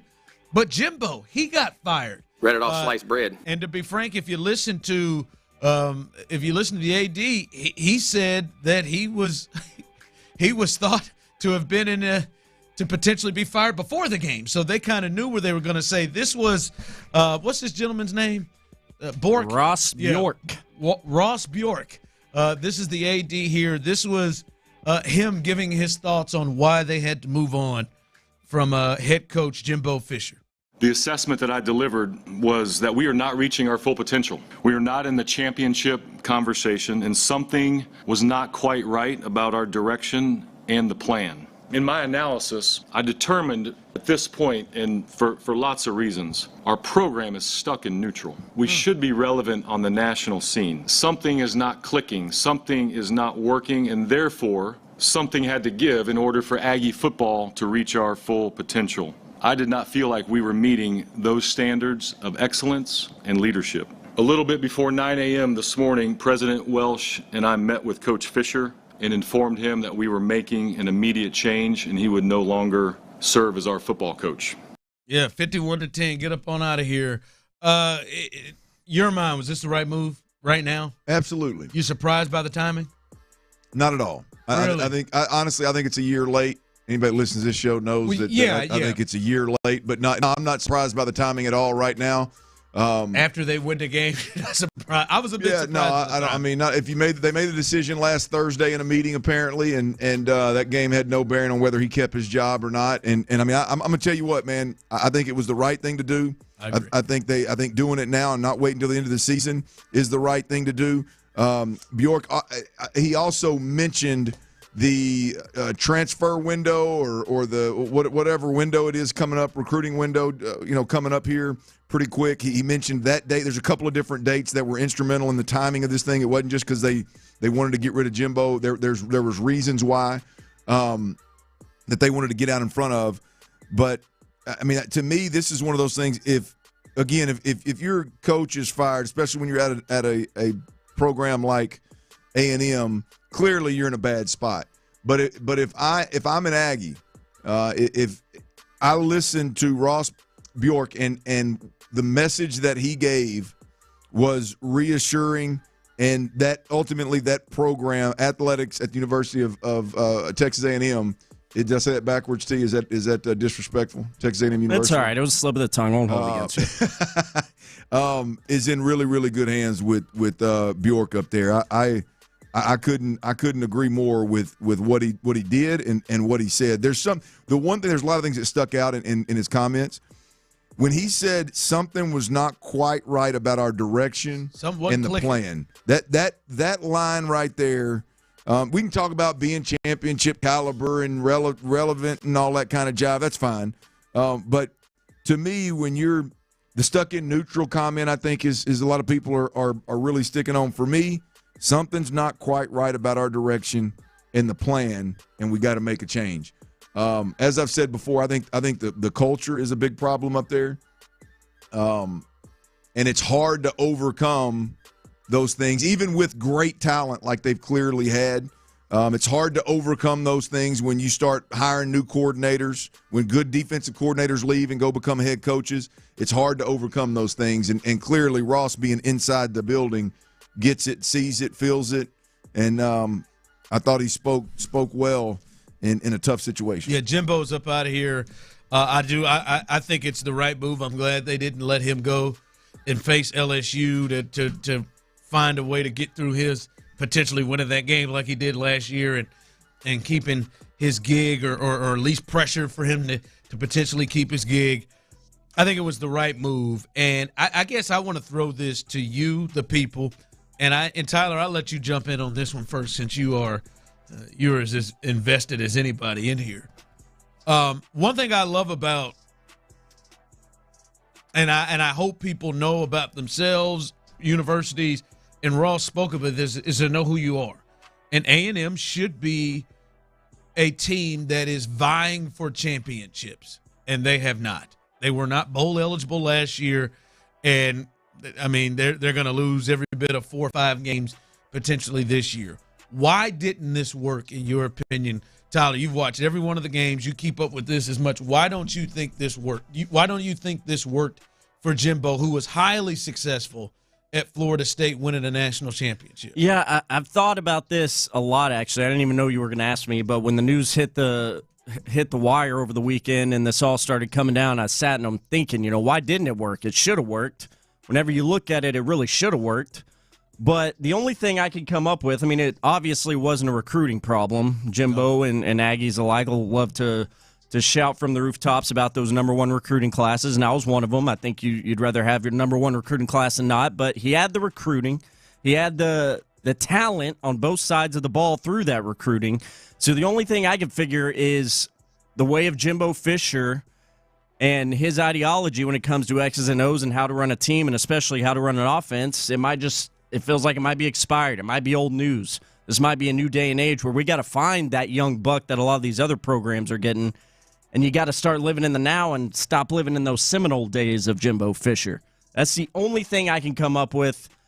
I don't know if that's necessarily all it was. I think at times he lost the locker room. I think there was a lack of discipline with Jimbo Fisher in College Station. But that's where I'm at with it. I'm open to hearing other reasons, though, because I'm sure there are. Yeah, Clint, his inability to adapt to the game moving, to me, was a major thing, just especially his offense, but his inability to adapt. And he could recruit the hell out of and get the best players, but didn't know how to get them in the best positions to be successful, especially the way when we see coaches who have far less players with ability and talent do far more than what Jimbo was able to do with his teams. Yeah, look, you don't have it's been bad. Let's not act like Jimbo just underwhelmed. He was worse than any of the other coaches that come before him. He was worse than Kevin Sumlin, and Kevin Sumlin got ran up out of town. He had the one great season with Kellen Mond. Yeah, he had one good season, and ultimately has been unacceptably bad otherwise. And I agree with Tyler. I think it's the culture, the lack of discipline. That's the only thing. There are some issues with the offense, like Tyler mentioned. Obviously, that was an issue. I don't think that's bad enough to not even be bowl eligible at A&M. Right? There's got to be a ton of bad for you to not even be bowl eligible at times. That's the crazy part of this is finishing in the lower half of the SEC West is just unacceptable if you're Texas A&M, and you've got a lot of problems. You've got multiple problems when that's the case, and I think that's why they had to move on. Yeah. Jimbo Fisher out, and they how much money did they bite on that? $77 million, I believe. Yeah, he had earned, I think, 40-something mil as the coach for Texas A&M to that point. And that's how bad it was. They said, man, to hell with this, man. I don't even care about that game. To hell with this. $77 million. We're going to roll on it. My goodness alive. All right, coming up, a lot to get to, a lot happened in this city, a lot of positivity. The Texans, they get their biggest win in forever. The Astros, we finally have a manager. We'll discuss that. And the Houston Rockets, 6 wins in a row, including beating the defending world champs. We got to get into them. All of that coming up next on the Big Three right here on The Drive. All right, at Academy Sports and Outdoors, they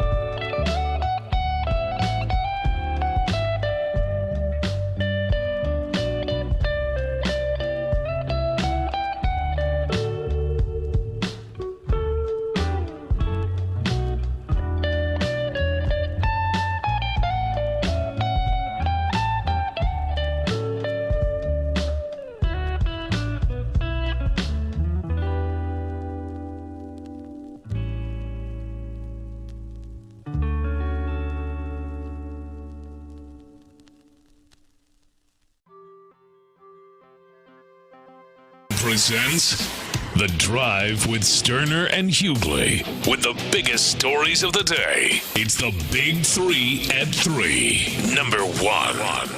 38-yard field goal attempt from the left hash mark for the victory for Matt Amendola. Here's the snap, here's the spot, here's the kick, plenty of leg, and it's good! The Texans walk off with a win. Yes! Cincinnati, they take it 30-27. Matt Amendola at the buzzer. The Texans walk away with a win that we'll never forget. The game is over. I need somebody seriously at this point now to get a camera, like whatever, an iPhone, whoever is in there. Aaron, if you're in there, our guy, get a I want to see Andre's face so bad on that. Yes! Wow! Yes! Right there. The intensity that came out of Andre's. Yes! His face had to be raring to roll with it. Yeah, wow. There's nobody closer to what they've the Texans organization's been through the last several years, Ron. It'll grow on you. So when the tide turns and good things start happening, sometimes you just lose control. Yes, you do. That's right. That takes Marv Alberts, yes, to a whole nother level. But before we get there, man, shout out, my man's here. My man's here at Smoke Zaddies.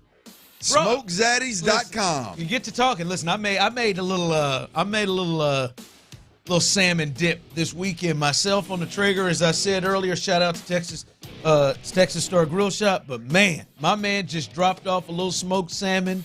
He said he's gonna try to make you a believer, Clint. Got a little smoked salmon dip put together over there with the. Woo, I'm gonna tell you, in that last break, I was able to take a couple pulls off of it. Man, I'm going to tell you, one, I desperately need it because I didn't eat before I came in today, so your timing is absolutely impeccable. Right now. Impeccable. Smoke Zaddies. That's Zaddy with a Z, by the way, .com. SmokeZaddies.com. The salmon's fun. I can't wait to get in there and mix it all up and get all the fixings on it. Just by itself, it is absolutely money. Yeah, it is solid. Well, shout out to him. You got some real smoke on there, but that wasn't pellets there. Would you say pecan? Yeah, that pecan. Yeah, that smelled like a little pecan there, right there. All right, so shout out as they I'm sure had themselves a hell of a party watching this game yesterday, and that's what it is. The Texans, they get their biggest win, in a long time, right? The Bucs win. All these other wins have been something. This going on the road, even more than Jacksonville. This going on the road and winning at Cincinnati. Arguably the hottest team in the league. What was the biggest thing, Clint, that surprised you in this game? The biggest thing that surprised you in this game that the Texans were able to win? The Texans were the best team for 4 quarters. The Texans were the better team for 4 quarters. The Texans quarterback, C.J. Stroud, was the better quarterback for 4 quarters. And really the scoreboard, I don't believe is indicative of how the game went. I thought the Texans dominated that game on the road versus one of the healthier organizations in football. So I think if I had to pick one thing, it would just be the overall dominance of a really, really, really healthy organization. And you just don't expect – you expect it to happen against Tampa. You expect it to happen against some of the other teams that are on the schedule. But – when this schedule popped, this was the best team on this schedule was thought to be Cincinnati. And the Texans just went out there and for 4 quarters were the better football team. They ran it for $188. They had one running back, Devin Singletary, go for $150 plus. They threw it for over 300 and some odd yards. They had over 540 yards of total offense, I believe was the final number, in Cincinnati against the Bengals.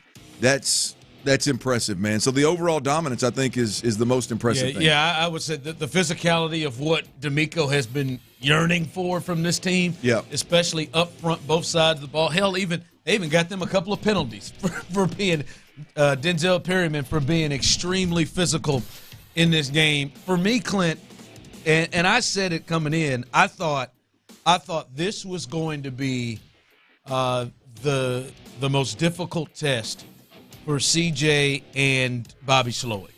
I thought that there was going to be an issue here because their defensive coordinator has been really good just in scheme at confusing some of the best quarterbacks in the game. And Bobby Slowick and C.J. Stroud were always in control. I mean, they were on the Bengals defense were on their heels the whole way. Now it helps that they could not stop the run worth a damn, but whatever it was, they didn't know what they were doing. The separation from the receivers was easy. The run game, everything. He never was able to figure it out. I mean, they got a couple of stops here and there, but for the most part, it seemed like the Texans more or less stopped themselves. I was surprised how easy Bobby Slowick and C.J. Stroud and this offense carved up the Bengals. I thought after the half you'd see some adjustments. They tried to come with pressure out of the half, blitzing Mike Hilton, blitzing corner. It didn't matter. They had answers. I mean, C.J. Stroud and this offense had answers all day long. In a fashion in which you expect Joe Burrow to be the guy that D'Amico Ryans has to empty the kitchen sink on, and he still has answers, and they still score points. They still move the football. They still stay in this thing down the stretch. And instead, C.J. Stroud and Bobby Slowick were the ones doing that. You look at Cincinnati and you go, beyond Joe Burrow, I think Joe Mixon is I think he is very underrated. People talk about, well, they can't run the ball. Well, they can't run the ball because they try to throw it so often, right? I mean, I think he is underrated. He's a weapon for them. And you look at what the Texans had. They hadn't ran the ball all year long. They got 3 dudes back there that have been trying to run at this thing and can't get started. They had the best running back in the game. Devin Singletary went for $150. So, I mean, at the end of the day, the Texans looked dominated consistently for 4 quarters the way that you would expect Cincinnati as the home favorite to do. The Texans went out there and stole that thunder. Yeah, they were. That was extremely impressive all the way around. You talked about Devin. Noah Brown had the most receiving yards in the game, whatever that is. But I know for you, and we'll get into it, but you were really, really impressed by how C.J. Stroud handled adversity in this game. If you can look at it, his drive, like he had been clearly, without a shadow of a doubt, the best quarterback in this game. Then he has the costly pick, and then, they struggle with a 3-and-out immediately to give the ball back to Burrow, where it felt like that the Bengals would come back. But he gets the ball back and responds in a way that he did last week, in a big 3rd down and 7 or 9 that he hits Dalton Schultz over in the middle that really sets things up. Yeah, look, I think the interception, and then I believe it was the next drive where it stalled out, I believe is where he threw the go route to Tank Dell on 3rd and short. I know you didn't love that. No, I hated it. I absolutely hated it. 3rd and 2 or 3, and they go that low percentage. Yeah, I have no problem with them throwing it on 3rd and short at all. I have zero problem with you putting it in C.J. Stroud's hands. I think that's a luxury that you have. But I think on both of those 3rd downs, he made costly decisions, poor decisions, and ultimately tried to do too much when what you needed to do was just keep the chains moving, keep moving, and give your team a chance to win. Instead, you did what the one thing you can't do is throw a low-percentage ball and give the ball right back to Joe Burrow and give him points. The beautiful thing is the Texans won this ball game. We learned more about C.J. Stroud in terms of how he handles adversity that comes at his fingertips, not somebody else's. And when it's all said and done, through that adversity, C.J. Stroud is going to learn a tremendous amount about the mindset and when to take risk. And on those 3rd downs in that situation, that ain't it. And CJ's going to be better because of it. So it was a good day for the Texans, no doubt. It was. Texans get their biggest win of the season, as this will be one that I think many Texans fans won't forget, as they are now above 500, 5-4. They win 30-27. Matt Amendola, as Tyler played on the way in, gets the game winner as they go ahead on the road and get that huge W. Big 3 at 3, number 2. All right, the Astros. We were talking about this Friday. I'm sitting there saying, what the hell's going on? When they going to hire their manager? Well, they waited until today. We heard rumblings yesterday that they were going to name Joe Espada as the new manager, and he has been the bench coach for this team the past 6 seasons. He was there with A.J. Hinch, and there the last 4 years alongside Dusty Baker. Here was General Manager Dana Brown as he introduces his new manager. You know, after Dusty retired, we got to work. We got busy. Dusty had a great run here, and we wanted to continue the success here in Houston. And, you know, with the 7 straight CSs and the 3 World Series during that time, you know, we wanted to have a successful search. And you know what? We came up with the right man for the job. And I was looking for certain attributes in this job. You know, I was looking for someone with leadership skills, someone who could communicate, someone who would collaborate, and, you know, ultimately someone who was humble. And I think, without a question, Joe is a good fit for this job. So I am excited to announce that Joe Espada is going to be the new manager of the Houston Astros. All right, that is General Manager Dana Brown. And as many people thought, Joe Espada is the new manager, and now that is taken care of. And for you, your response to that is you love it because you want to continue to keep the continuity that they've had. Absolutely. I love it. I think the number one, and not just for the Astros, but for any organization in sports, when you're winning and you've got great chemistry in your clubhouse or in your locker room and you've got the pieces in place and all you're doing is replacing a manager, and the number one priority needs to be that guy understands the pieces that are in place, the chemistry that's in place, the culture that's in place is championship caliber. You don't need to come in here and add your little flavor to it, your little twist to it. We don't need all that. And to me personally, that's how I view this job opening with the Astros.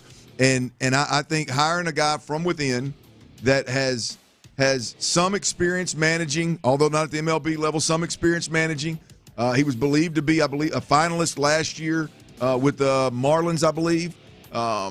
He has been in this organization for several years. He knows the players. He knows strengths, weaknesses of the entire roster. He knows Dana Brown, knows Crane, knows everybody, and from a day-to-day work standpoint, as an Astros fan, this was my number one candidate for this job, and I'm glad he got it. Yeah, they could have gone multiple ways here. They could have gone the ways of, all right, hey, our prime competitor right now has Bruce Bochy as their manager, and are we going to go with somebody that has some experience here, or are we going to go with the guy that may lack experience, but the guy who knows this clubhouse, knows this locker room, and knows exactly what it is that we want to do and can continue this? And they've gone, I think either way would have been, you can understand either way. They've decided to go that way in terms of, hey, we got a guy who knows this group and knows this team. I'm curious to see if there's any major differences.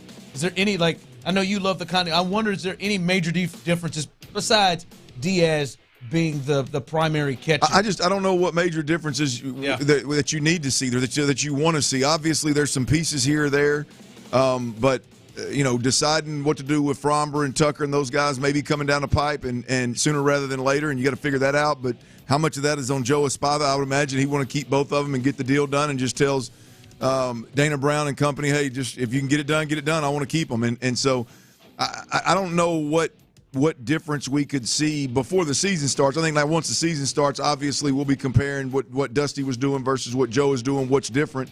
That'll be interesting. But back to how that, the Joe Espada hire, how they arrived there from a process standpoint is important too. Joe Espada was, according to Dana Brown, I believe it was in the Houston Chronicle, was his number one candidate. That's what he said. And they didn't go out there and they didn't interview 10, 15 different people. They didn't go after all the big names. He said they considered others, but it wasn't ever made public. There was never a big interview process. This guy's interviewing, this guy's on the radar. They knew who they wanted. They went and got him, and it's convincing. It's one thing to land on a guy after interviewing 15 people and say, we'd probably better off we'd go with this guy that's inside the building, versus going, no, the guy inside the building, I know exactly who he is. He's our number one candidate. Let's go hire him. I love the process along with who they arrived at. All right, they got the manager down. We'll see what kind of moves they make player-wise to add to this team. There's some chances, an outfielder, the bullpen could be added to. Those are things we'll be looking at now as this offseason continues for the Astros. Big 3 at 3. Number 3. Like I said, man, for the major sports, hell the Dynamo, they're rolling too. It's been great. You get a new manager that I think most people are happy for with Joe Espada. I think then obviously the Texans are 5-4, and then Clint, the Houston Rockets. They have now won 6 in a row. They beat the defending champs last night in the latest win at home. They win 107-104, and they were trailing by 9 in the fourth quarter. They stormed back, and they win a game, Clint. And I don't know. I think this speaks volumes to this team, especially where they were. They win a game in which Jalen Green goes 1 for 13. He goes 1 for 13. He hit a 3 in the second quarter. That's the only shot he made from the field. Made some free throws, but they win a game where he struggles against the Nuggets. Now, they didn't have Jamal Murray, but still, they had the best player, arguably, in the world have a triple-double, 36, 21, and 11 in the game. And they had a 9-point lead in the fourth quarter. And Fred VanVleet goes off in this game, especially in the fourth, and they're able to come out with a W to win their 6th straight. Şengün has played like one of the best big men in the game as well. This Rockets team is now rolling, and they've been beating a lot of teams that I think people view as playoff teams. They got the Pelicans, who were in the play-in last year. They just beat the Nuggets. They got the Lakers. They got the Kings twice in there. They are rolling. You could see the confidence rolling and continuing with this team. Well, they're gonna mess around and make me sit down and watch one. I thought you just watched the Lakers. Well, no, you hung. I got me a couple. I got me a couple this year. I got me a couple of them this year. I just they're off for a while. You know, it was I was pretty consumed with that Texans game and that post game show last night. I missed the big matchup with. It was a good second half. Good second half. Good fourth quarter. The Nuggets, man. The defense, it's just crazy. The difference of what happens, and I said it in the NBA, man. You play hard. And you play defense at least sometimes you got a chance. And they hold the Nuggets to 104 in this game and come back because of their defense. So, and Dillon Brooks, hey, that move there thus far, that's one of the best free agent moves in the NBA. And many people have been talking about that move. Oh, he got that much. He got that. It's been one of the best moves, and he's even surprised offensively as well. But his tone setting for defense, it is hard not to kind of look at him being the leader of that. All right, we do this every single Monday at this time. You can text in or you can let us know on YouTube or Twitch as well in messages. Your players of the game. There are a lot available in this thing. Your players of the game. We'll discuss ours coming up next right here on The Drive. All right, before we do that, I got to tell you about Dr. Matoran, man. Breathing is one of the more essential parts of living. You got to breathe well to sleep well. You got to sleep well to live well.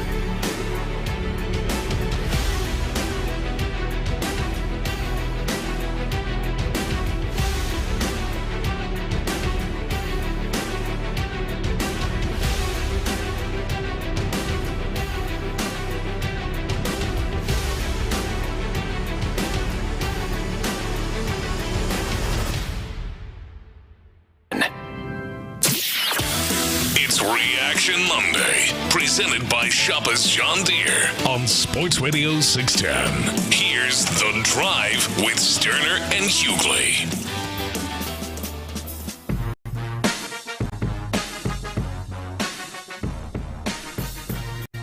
Shout out on a Reaction Monday. Shout out on a Mad Dog Monday. And shout out for this Victory Monday. I see it on Tyler's shirt as the Texans get their biggest win of the year. As I said, man, go ahead, text in. Who are your players of the week? We do this every single week, and text us in using the text line. You can hit us up on Twitch, YouTube. We can see it all. Who are and what is and who is your player of the week? Because this is difficult. This may be the most difficult week we have had. There are so many players on both sides of the ball who have been amazing and was amazing in that game yesterday. Many people. As I see someone text in, CJ feels too easy, but I think there were people who played better than CJ. Someone text in. I think there are a lot of places you can go.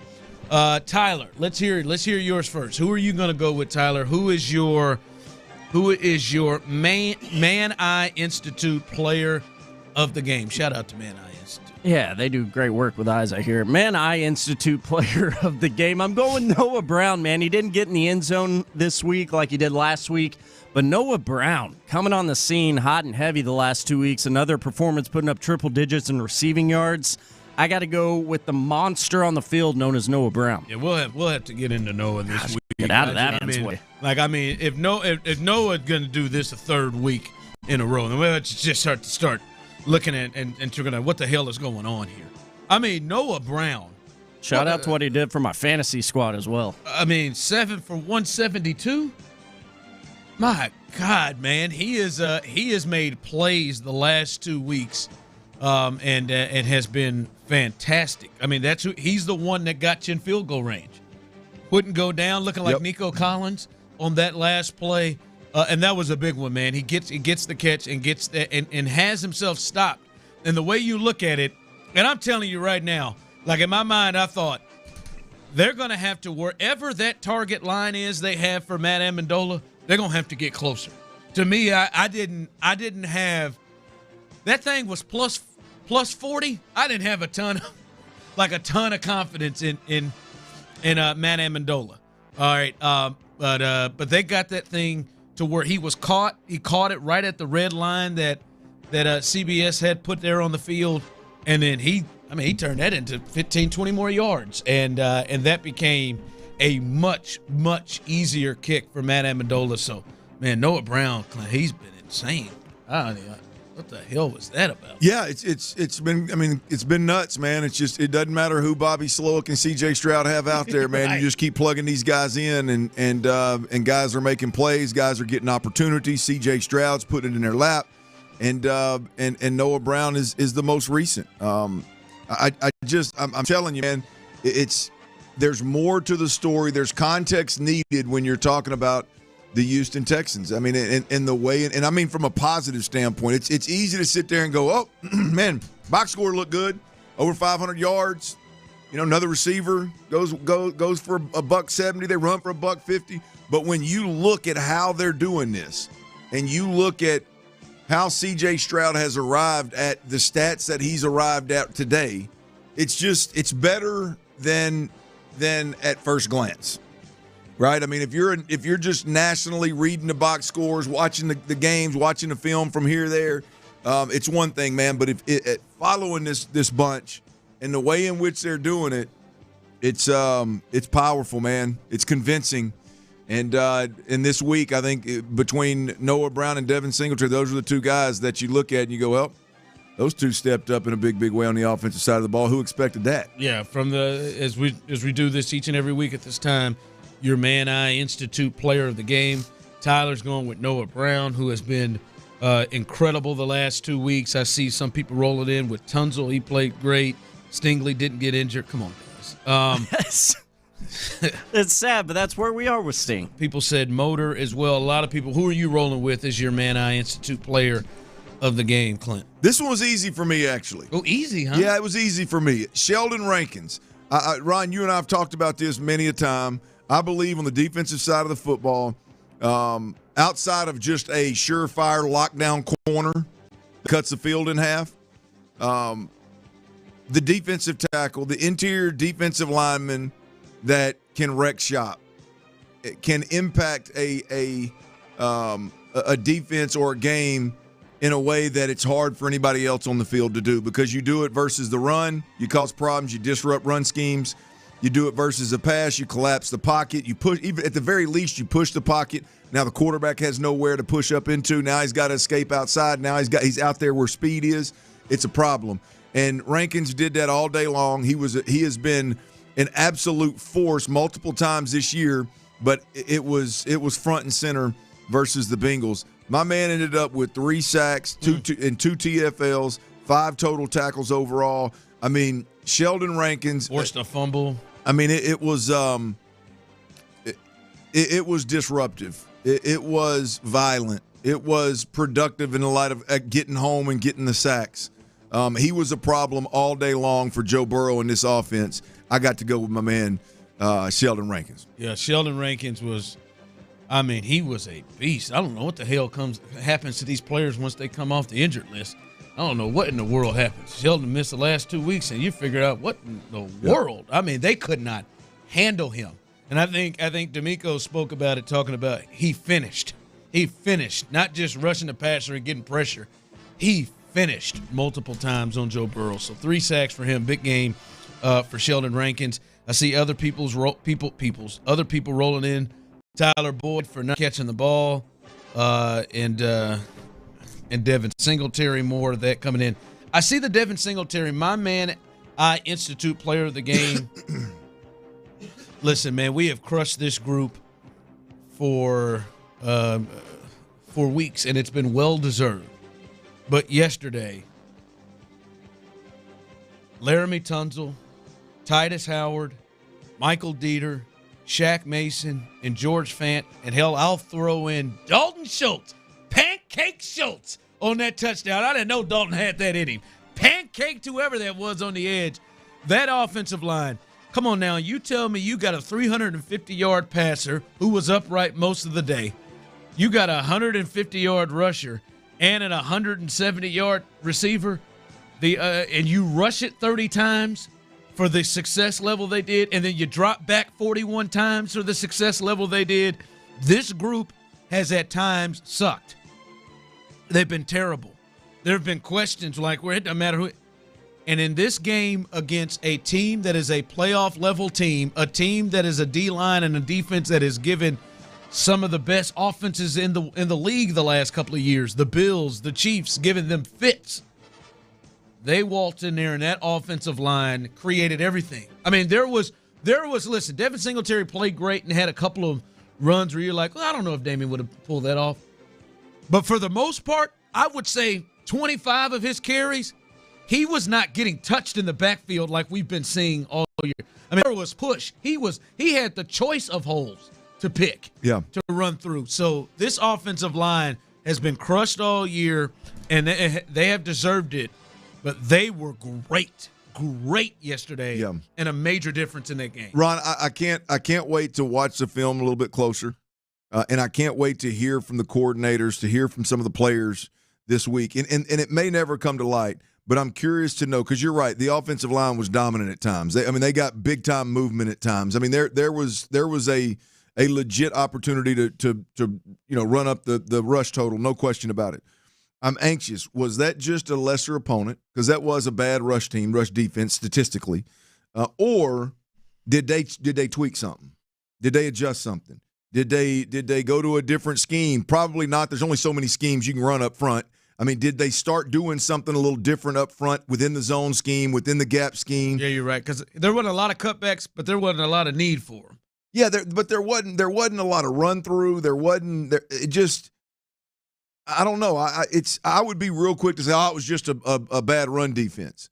But I've seen bad run defenses blitz this team. Panthers? I've seen everybody they played. If we're being honest, as it pertains to the run, we've seen them struggle with everybody that they've played. good defenses and bad run defenses. So I'm curious, did the guys just dominate that much, or did they tweak a little something that gave them a better chance? We'll see. Either way, hell of a day. But, boy, if they tweaked a little something that gave them a better chance, Ron, that would be that would be refreshing to see moving forward, hopefully. All right, Clint had Sheldon Rankins. Tyler had Noah Brown. I had the offensive line as our Man Eye Institute players of the game.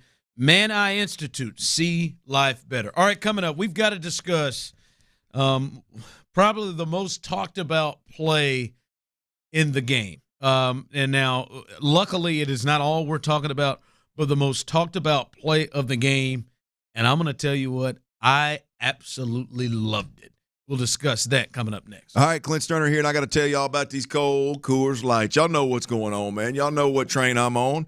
It's that Silver Bullet train. We got Monday Night Football after a hell of a Sunday for all of us Texans fans. We got Monday Night Football. So why don't we call the fellas, call the family, get them on over, put that Monday night game on the screen, and pop you a top, and then make some memories with your family while you watch a little football, while you drink some of them cold Coors Light. If you're already drinking Coors Light, which, by the way, it's we're right on the verge of happy hour, you probably ought to think about stopping by your local watering hole. And when you do, make sure that you're drinking one of them Wolf Killers, one of them Silver Bullets, baby, one of them Coors Lights. Make sure the mountains are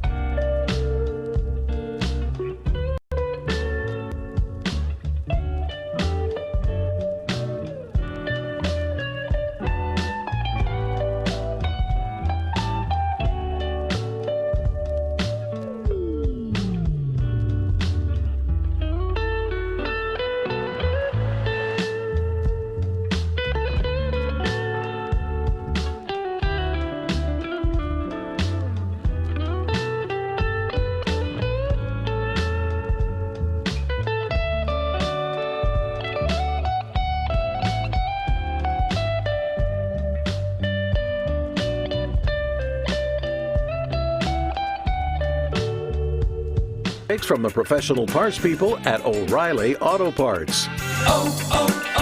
O'Reilly Auto Parts. It's a Reaction Monday, presented by Shoppers John Deere on Sports Radio 610. Live from the Twin Peaks studios, here's The Drive with Stoerner and Hughley.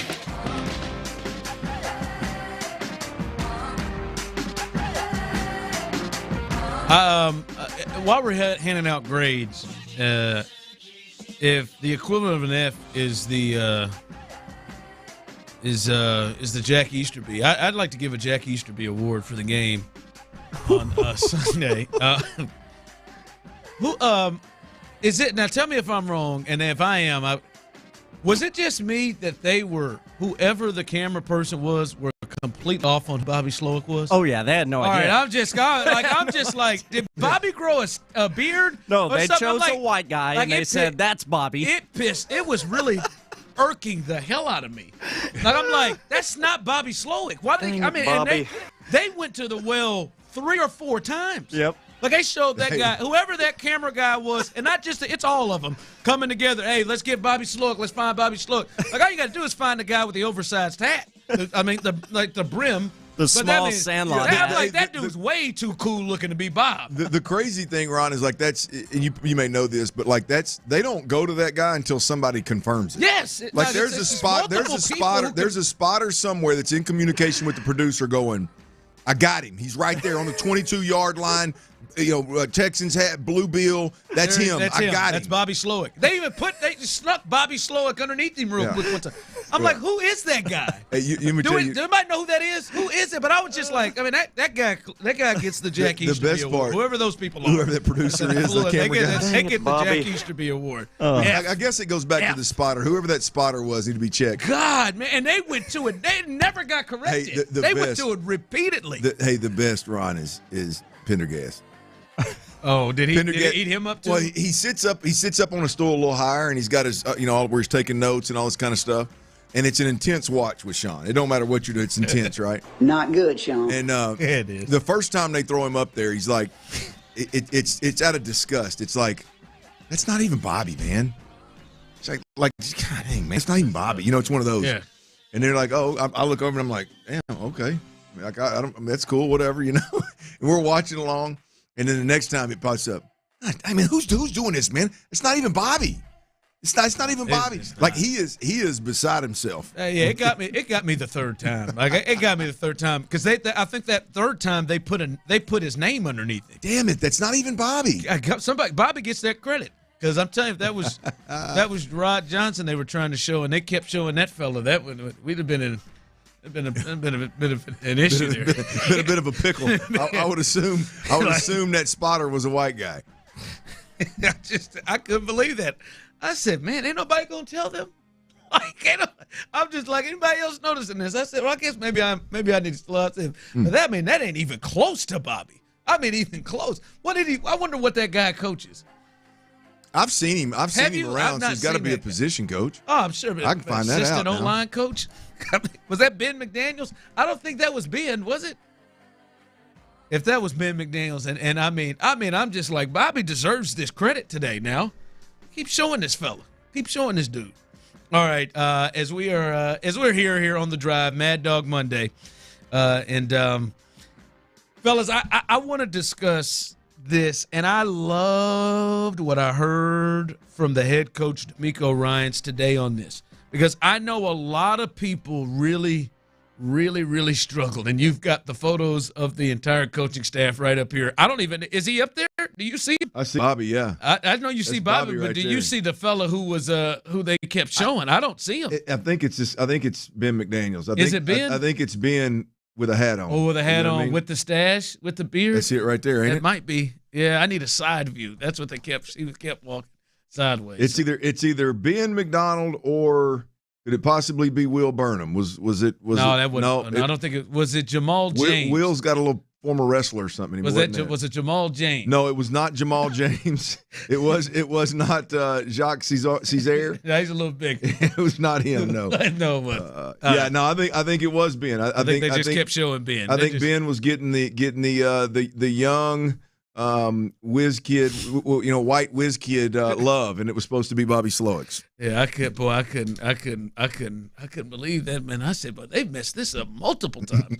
All right, but I did. I love what D'Amico had to say, and I think many people were losing their minds because it was the worst moment of the short career, the worst decision of the short career of C.J. Stroud, and that is the interception late. If you missed it, this was the play.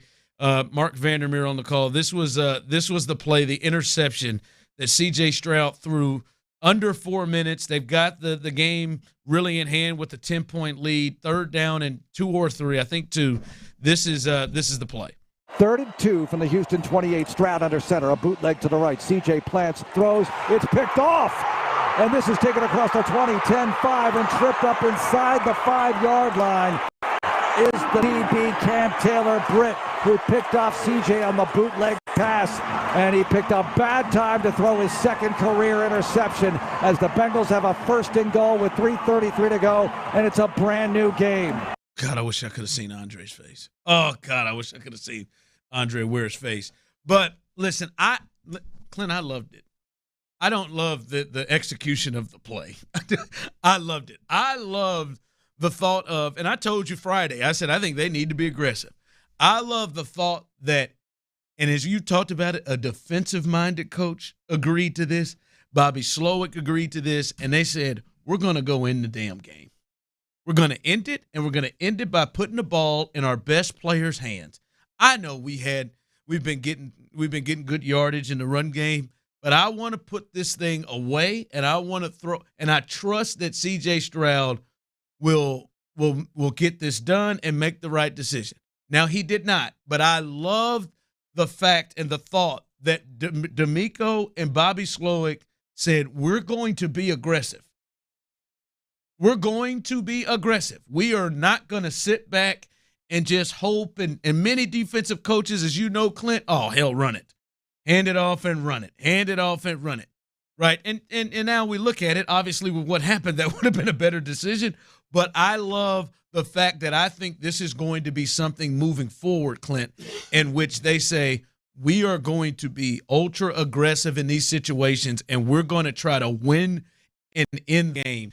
It didn't work out. It was terrible execution. CJ in no way should have ever let that ball go, but I love the idea, and I think moving forward, this is going to be a way they operate. Yeah, look, I think it lends itself to just the aggressive nature, the aggressive mindset that we talked about after the Tampa Bay Buccaneers game. The lesson to be learned is your team's better off when they're being aggressive, when the game's in C.J. Stroud's hands. And you look at both of the 27-17, you're under 3, you're at 3 minutes and 41 seconds left in the ball game. Cincinnati has wasted 2 timeouts. You're faced with a 3rd and 2.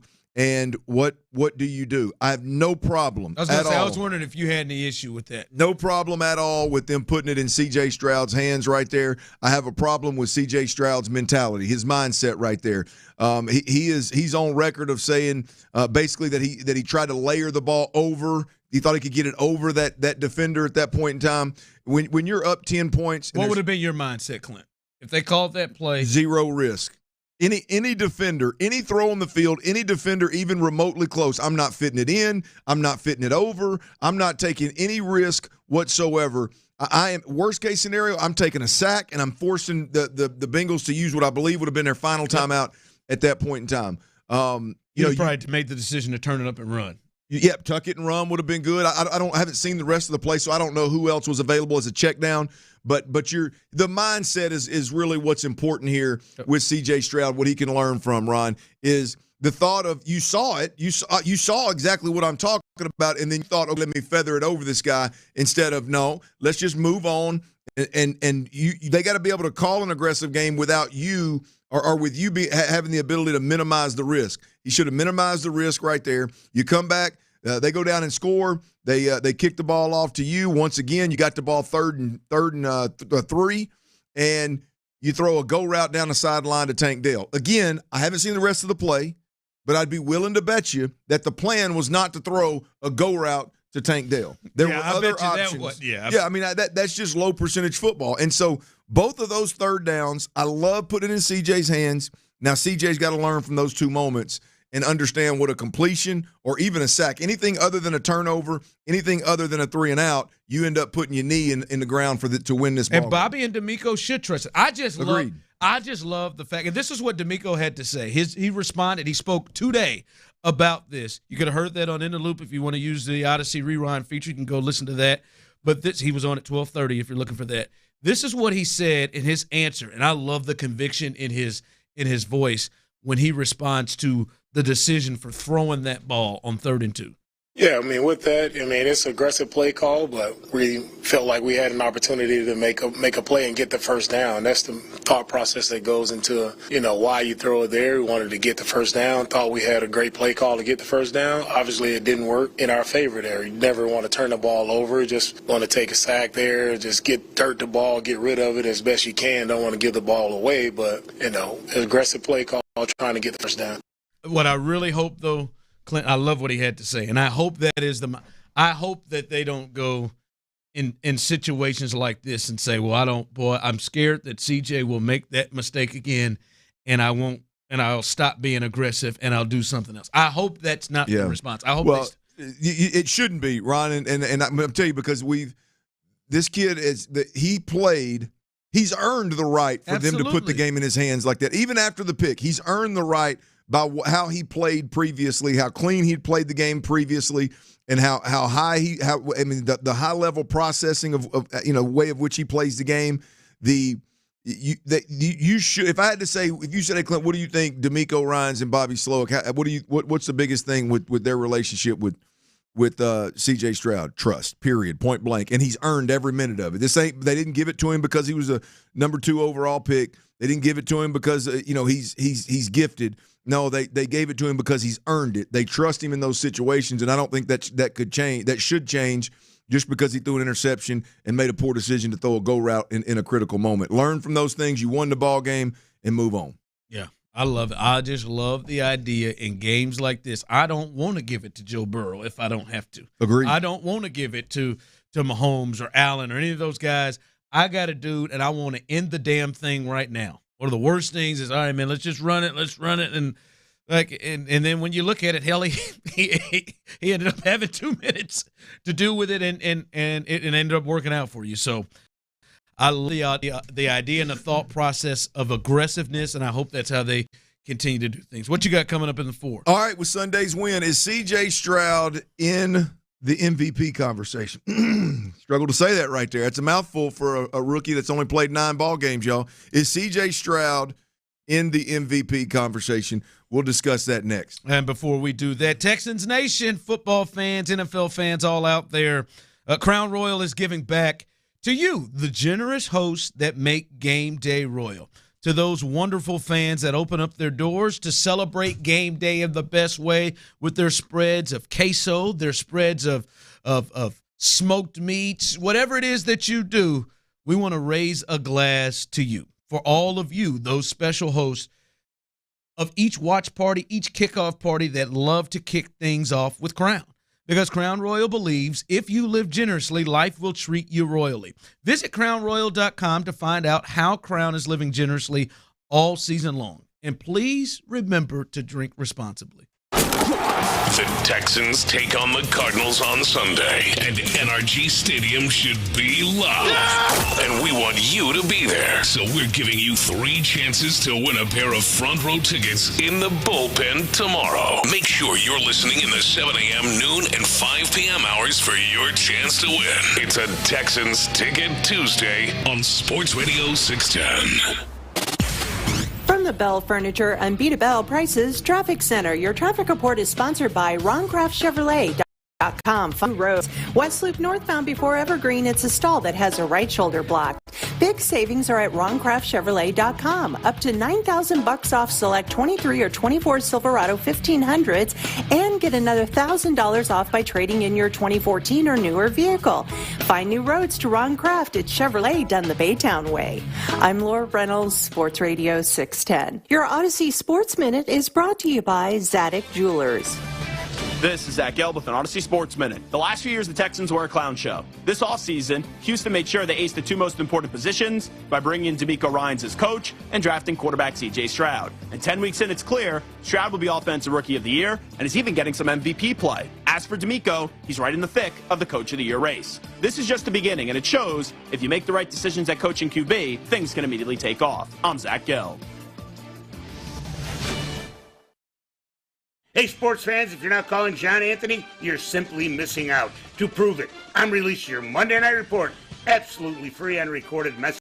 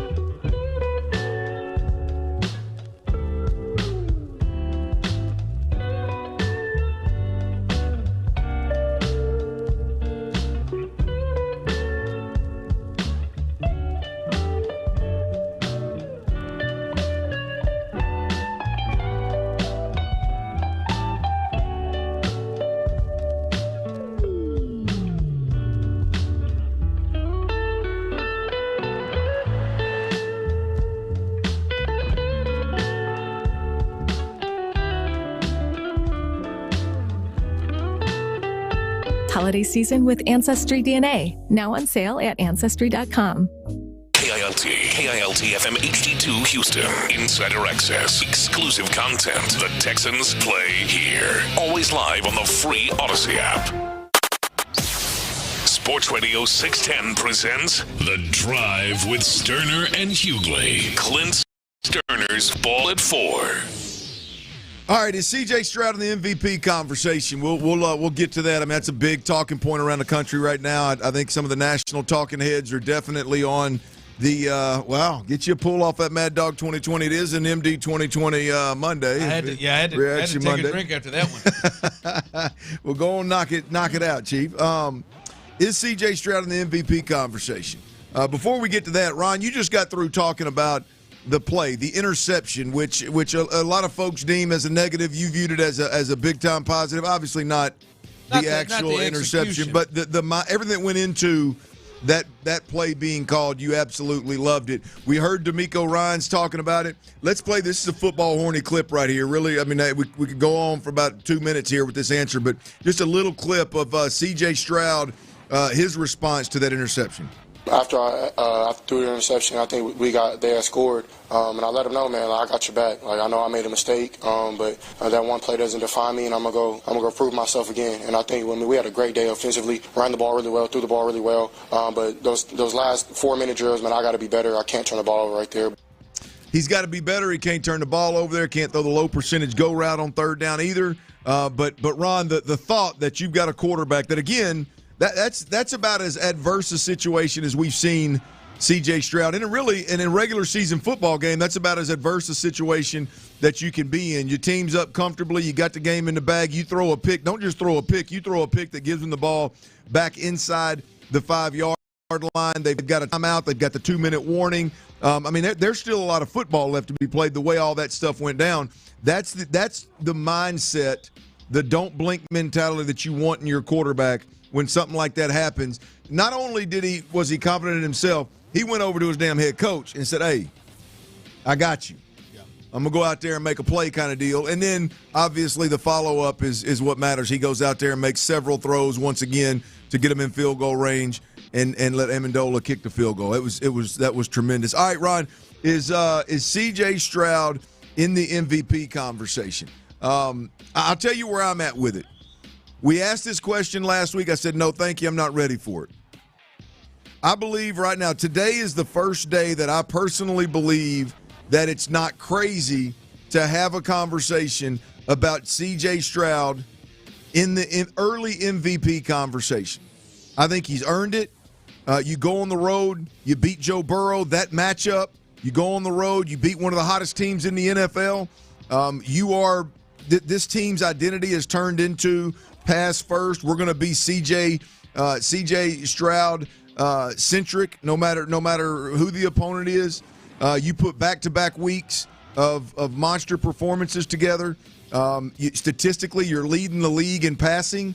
You're leading the league in passing yards. You're leading the league in yards per game. I mean, it's hard right now to not have C.J. Stroud in the early conversation of MVP as we sit November 13th. Well done. Yeah, I think it's. I think he has to. We talked about it and we said, how this goes. He's got three really, but two really big games coming up: the Bengals game and the Jags game. And he's going up against Joe Burrow and he's going up against Trevor Lawrence.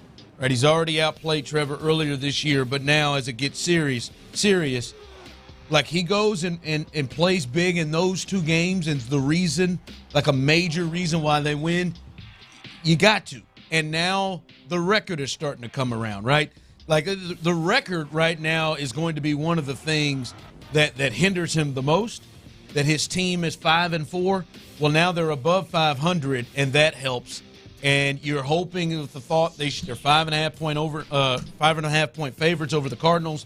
They win these next two games, and he's the reason against the Jags. See, he's had moments, right? And that's a big deal. The way that they won this game, he thoroughly outplayed Joe, and then he led his team on a game-winning field goal back-to-back weeks. So the way it happened, I think also vaults him in it. So, yeah, I think he is in the conversation right now. But his team, they've got to win more games. That record's got to be further away from 500, right? Just when you look historically on who wins the MVP. And he's kind of got to keep this up in these big games. The Browns is another a big game where you think he has to perform well. Yeah, look, I think when we talk about MVP, it's about stats, moments, and record, right? Your team is now above 500, so we can have this conversation. Your team is now one game back the Jaguars for the division. Your team is in the playoff hunt at this point in time. And anybody that's watched the product that is the Houston Texans, you believe that they're at the very least a fringe playoff team at this point in time. You look at the moments. C.J. Stroud has had moments all year long. Even when the moment, like the game wasn't huge, the stats are telling everybody that C.J. Stroud is playing great football. The run of plays to start the career with no interceptions. The fact right now he's got 15 touchdowns and 2 interceptions. He's doing things. The Tampa game, statistically across the board, 470 yards, 5 touchdowns, no interceptions. The moments are clearly there, and as I just rattled off, the stats are there. We're deep enough into the season now where it's a big enough sample size where I think the more consistently he carries this football team, the more real the MVP conversation becomes. Also, on the flip side of that, you've got guys that are typically in that MVP conversation that aren't playing great right now. You got Pat Mahomes. Yeah, the team is winning, but it's not the typical Pat Mahomes that everybody's used to at where we sit right now. Joe Burrow's had a rough, inconsistent season so far, starting with that little bit of an injury right there. Jalen has come on late, but he was up and down. He's got a bum knee, Ron. So he's not necessarily playing the game the way that he was turning the ball over a lot earlier. Yeah. Yes, you look at Josh. Everybody's questioning the hell out of Josh Allen right now. Lamar's took a step back yesterday. Lamar's had a handful of games here. I know yesterday wasn't one of them, but Lamar's had a handful of games here early in the season that are going to put him squarely in that conversation. But, man, you look at usually the top 3 or 4 guys, and you're like, oh, they're going to run away. By the way, I think, if Tyreek Hill continues to put up the numbers that he's putting up, I think he's going to flirt with it. I think Christian McCaffrey, the running back out of San Francisco.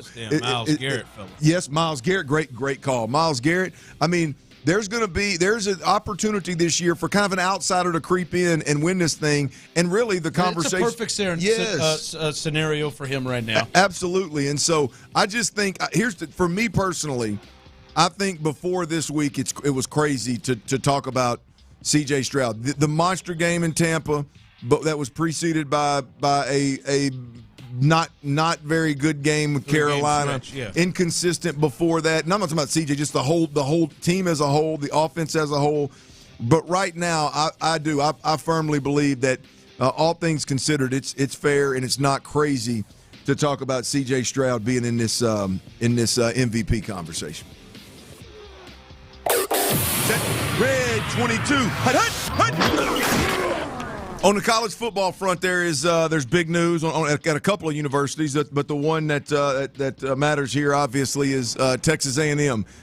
Jimbo Fisher, the head coach for the Texas A&M Aggies, has been relieved of his duties. It does piss me off. Yeah, I bet it really doesn't, given that buyout. You knew it coming, Jimbo. Hell, it's been rough. You ain't no fool. But I'm going to tell you, man, the athletic director at Texas A&M should have all of the 12th man.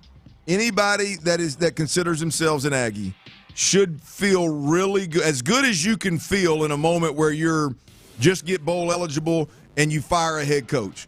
And all because this athletic director, Ross Bjork, he put out absolute gold from a press conference perspective, explaining what the hell went on, what all went into this decision, and really the direction of the program moving forward. Right now, he is the face of the organization. Right now, he's the decision maker, obviously.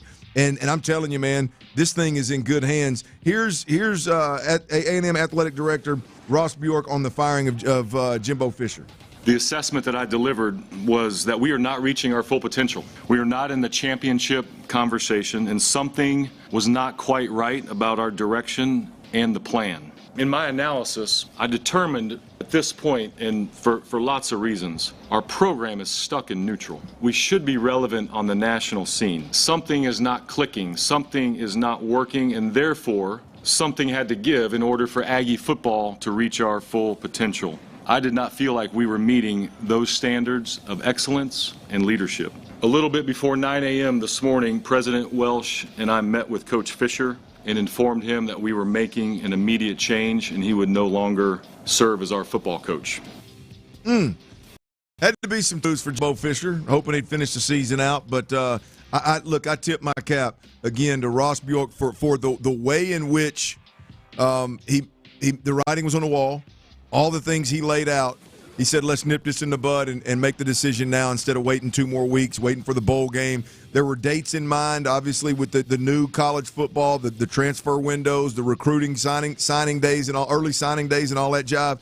There were dates that were paramount here that made the decision make sense to do it now versus waiting. But, man, I'm going to tell you, Ron, it's hard to feel good in a moment like this. Trust me, I'm an Arkansas Razorback fan, and there's a really good chance that some of this same news is going to break about our head coach. I just hope the AD handles it the way that this one here did. This was impressive. I'll be honest with you. I'm really, at the start of the season, I'm really surprised we're here.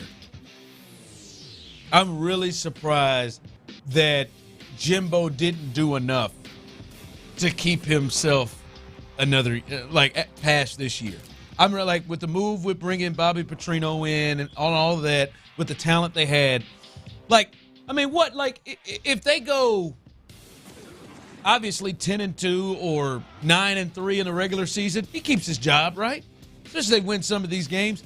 But it got so bad, they fired his ass after a 51-10 win. Yeah. And they made the decision before the game. Like when the moves he made, I felt like he was on the hot seat, but I thought he would do enough to keep his job. I am a bit surprised from the start of the season now. Yeah. That it got to this point. Yeah, I'm not surprised. I'm not surprised at all. I thought Jimbo lost control really of the entire thing a long time ago. We spent a lot of time talking about football, but I think it was some underlying things as well, which it sounds like, according to the AD's comments, the part that stuck out to me, which there's several sound bites here from the AD's comments, and a lot of people are stuck on the program was stuck in neutral. Something had to give. They should be relevant on the national scene. And that's all true. I feel that way about A&M as well. They are one of a handful of schools that should be the standard, right?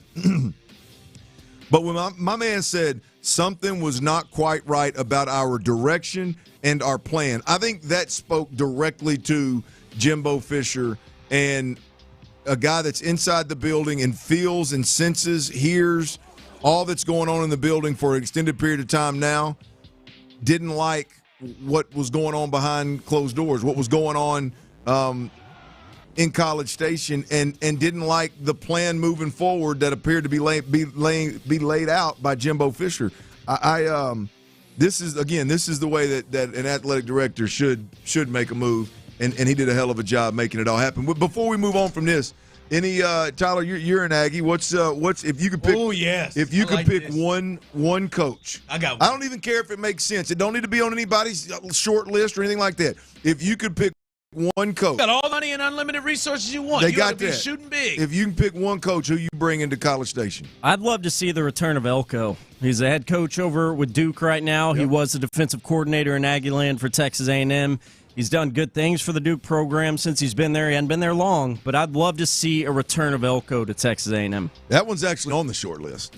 I mean, hell, he's got to be at the top of the short list, right? I would think so. Got to, yeah. I mean, he's a hell of a coach. That would be a good get. He's proven as a head coach at Duke that what I like about it, which is not necessarily a priority if I were doing the hiring at A&M, it wouldn't necessarily be a priority. But doing more with less and playing uphill at a place like Duke and putting up good numbers and putting a good product out there, that is impressive. Now you give that guy who he obviously knows, having been at A&M recently, he knows what that roster looks like. You give him those kind of players, you would expect some big-time results, and you'd expect big-time results next year. Who you think?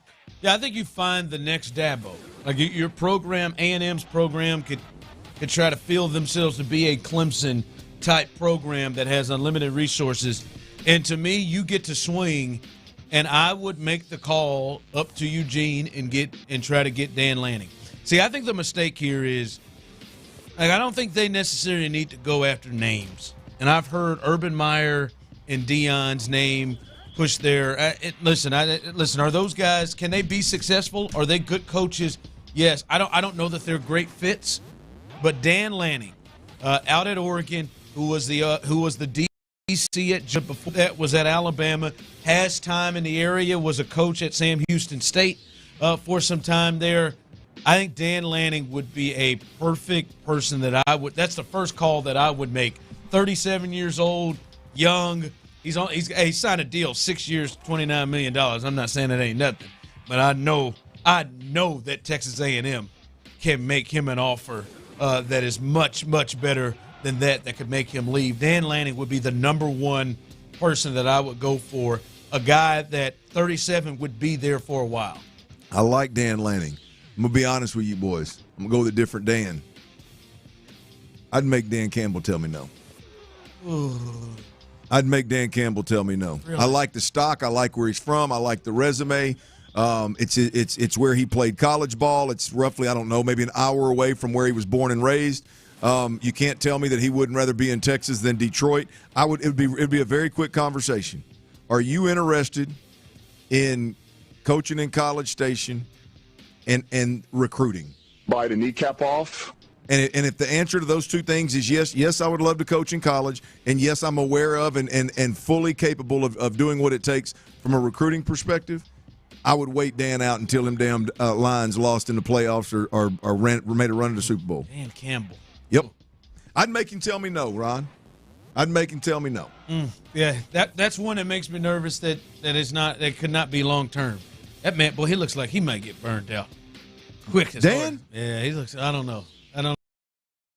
He seems. The thing I feel is Dan will leave that place he'll leave it off much better than he takes it over. Yeah, I feel that way. Even though he'd be taking over a pretty damn good roster, it's a sexy hire, man. I'm telling you, I would make Dan Campbell tell me no. Speaking of sexy hires, is this the sexy hire? The new manager of the Houston Astros, Joe Espada. We'll let you hear what General Manager Dana Brown had to say about his new manager. All of that coming up next on The Drive. All right, it's a great time of year for sports viewing, and we all know the best place to be when you're viewing your favorite teams on the big screen.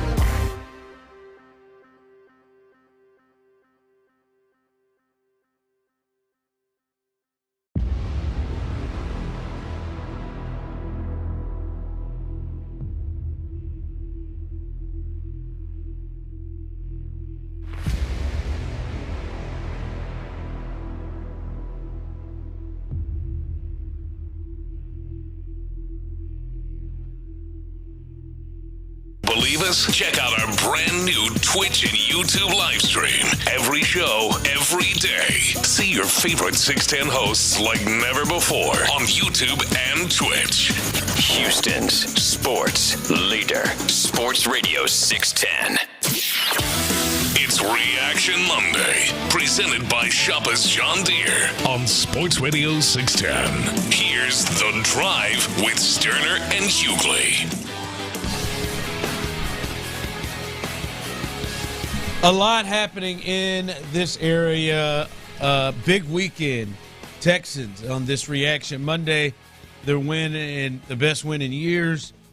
The Astros hire a new manager. The Rockets have won 6 straight. They beat the defending champs last night. Shout out to them at home, as they're the hottest team in the NBA. And Texas A&M fires Jimbo Fisher, and that is one of the big. Tyler cheering, the silent cheering. That's one of the big openings left and are open now in college football that a lot of people will be putting their name in the hat for. Somebody, and we were talking about guys. Who did you say? You said Dan Campbell be your first call? Yep. Tyler said Elko, and I said Dan Lanning. Somebody texted in. I thought this one too. Someone texted in. I hate to say it, but Tyler, what about Lane Kiffin? Yeah, I wouldn't be opposed to that at all, but from all reports I've been reading, it sounds like that ain't going to be the dude. But I wouldn't be opposed to it whatsoever. They should talk to Lane if they can. With that money they got, I don't know how they can't. Lane would definitely be on my short list. Yeah, I mean, I think like Lane. You think Lane with the right parts can win a national championship? Yes, absolutely. Okay, yeah. So I mean, it's got to be guys that you believe that to be the case. And like, I mean, to me, I'd have Lane before Elko, personally. Like me, the guy, like he can recruit. Like you, I mean, yeah. I'd like to see Lane get a shot with some of the talent they got over there. I would, if I'm an A&M fan, I wouldn't mind seeing him get a shot with some of that talent. Yeah, I mean, well, look, I mean, he's consistently done. I mean, he's one of those guys that's done more with less. I think at Ole Miss, he's played uphill and had this team in the top 15 and I don't know exactly what his record is at Ole Miss. But it seems like in this time of year, mid-November, late November, they're always around in the mix, trying to get into a New Year's Six bowl game. Maybe not the college football playoffs, but getting into New Year's Six. So I mean, I firmly believe that Lane Kiffin is a coach that with Alabama type, Georgia type, A&M type, Oregon type players. I think Texas type players. I think he could win a title. Yes. He'd be a hell of a fit, College Station. The old Lane, I'd love to cover him. Yeah, he's a lot more fun than Dan Lanning, although I think Dan's probably a better coach. So we'll see what happens there. That's going to be one to watch for a long time when they fill it. The Astros did fill their vacancy. Joe Espada, which many people thought would be the guy.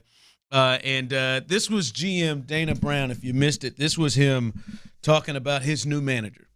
You know, after Dusty retired, we got to work. We got busy. Dusty had a great run here, and we wanted to continue the success here in Houston. And, you know, with the 7 straight CSs and the 3 World Series during that time, you know, we wanted to have a successful search. And, you know what? We came up with the right man for the job. And I was looking for certain attributes in this job. You know, I was looking for someone with leadership skills, someone who could communicate, someone who would collaborate, and, you know, ultimately someone who was humble. And I think, without a question, Joe is a good fit for this job. So I am excited to announce that Joe Espada is going to be the new manager of the Houston Astros.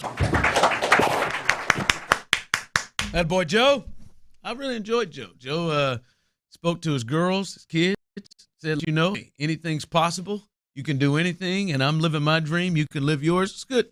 Good press conference from Joe Espada. This is what I want to know from you all, the people. Tyler, Clint, 713-572-4610. You can text in. You can hit us up on YouTube and Twitch. Is this one of those where everybody feels really good about this? Or are there some who are like, oh, I don't know about this move. Is that because it feels like most people were saying, yeah, Joe will be the guy, but is everybody happy with this move? 713-572-4610, YouTube, Twitch. Are you happy with the decision that the Astros made with this current team and how it's set up, that they went in-house with Joe Espada, who doesn't have any major league managing experience? I'm through the roof happy. Yeah. I'm through the roof excited. If there's anybody out there that doesn't like it, I haven't heard from them. I'm sure there is. But I haven't heard from them. I hadn't heard of social media. I hadn't seen a wave of negativity or anything like that about it. I'm through the roof excited about this hire. The number one priority for me was to make sure that you hire somebody that understands everything's in place. We don't need somebody to come in here and change a bunch of things, develop a bunch of things, build a roster. Everything's in place. And the best way to accomplish that is from within. Number one, I love Joe Espada, the hiring, and I love the process and how they got there. There wasn't a bunch of noise about all these other candidates that they went through the motions with, and then they came back to Joe. Joe was their guy from jump. They got Joe hired, and we moved forward. I love it on both fronts, Ryan. Yeah, I'm seeing people here on the text line, and I'll just read through. Don't like it, not happy. I better not see Astros Twitter complaining next year. It's safe, but the right choice. Yes, he will bring to the Astros what D'Amico brought to the Texans. I wonder what you mean by that. Yeah, it's be tough to do, but because the only complaint I've seen is that he doesn't have any experience. Yeah, someone texted in, is the same culture and enthusiasm. That's the big part. Is can he maintain that same culture? The guys know what they're getting out of it. Listen, I think I understand the move, and I'm good with the move, right? I don't think you necessarily have to have experience to run the show. But I do think when you look at who their number one competition is, and that is the Rangers, there is a clear difference in managers there. And we'll see what he has to do. And I'm one rooting for Joe, and I am understanding that there probably is going to be some potential learning on the job. There's going to be some new things, but I think Joe will be fine, and the team has around him will help him be able to kind of get through those things that he may not know. So most people, I think, are excited. Joe will do great here on the text line as well. Look, whatever Joe's warts are, whatever his problems are, whatever he doesn't doesn't know how to do or isn't prepared to, whatever they are, if they are there, then you got to believe that the Astros know about it. The Astros understand it. The Astros are fully aware of where he needs help, where he's going to need assistance, where his experience may fail him or the lack thereof may fail him. So, again, I keep going back to they know this dude, and he was the number one candidate on their list. And I got to believe that there wasn't anybody going to tell Jim Crane, oh, no, thanks. Now, they may not ultimately take the job, but from a hey, let's sit down and talk about this thing, I don't know that every candidate out there wasn't going to be like, with the Astros, sure, I'll give you the time of day. Yeah. And they said no thanks and went with Joe. Yeah. Tyler, you like this move? I'm good with it. I'm good with the continuity. I mean, you've been to 7 straight ALCS championships. Keep that guy in there. Keep going. Get an 8th. So you good with it? You like it? I don't know. I didn't get the feel that you were. I feel like it's underwhelming, but I'm good with it. It's underwhelming. I was going to feel like some trepidation there from you. Nah. Like there's interesting. Maybe I'm making something out of it because you didn't get Mad Dog today. All right. Yes. Very possible. Very possible. Just have to forgive me for that. Just unbelievable. Unbelievable. All right. What kind of statement did the Houston Texans make yesterday with that huge W? We'll discuss that coming up next. All right, right now you can save big on Silverados at Ron Kraft Chevy, y'all. I'm talking about $9,000 off select 2023 and 24 1500s. Check this out. It gets better, man. If your trade-in is 2014 or newer, you can get another $1,000 off of that 2023, 2024 1500. All qualified buyers out there, heck, you can get GM financing at 1.9%. Right now, you can save big bucks at Ron Kraft Chevrolet in Baytown on I-10 East next to Buc-ee's. And again, we're talking about saving big, like $9,000. Another $1,000 if your trade-in is 2014 or new.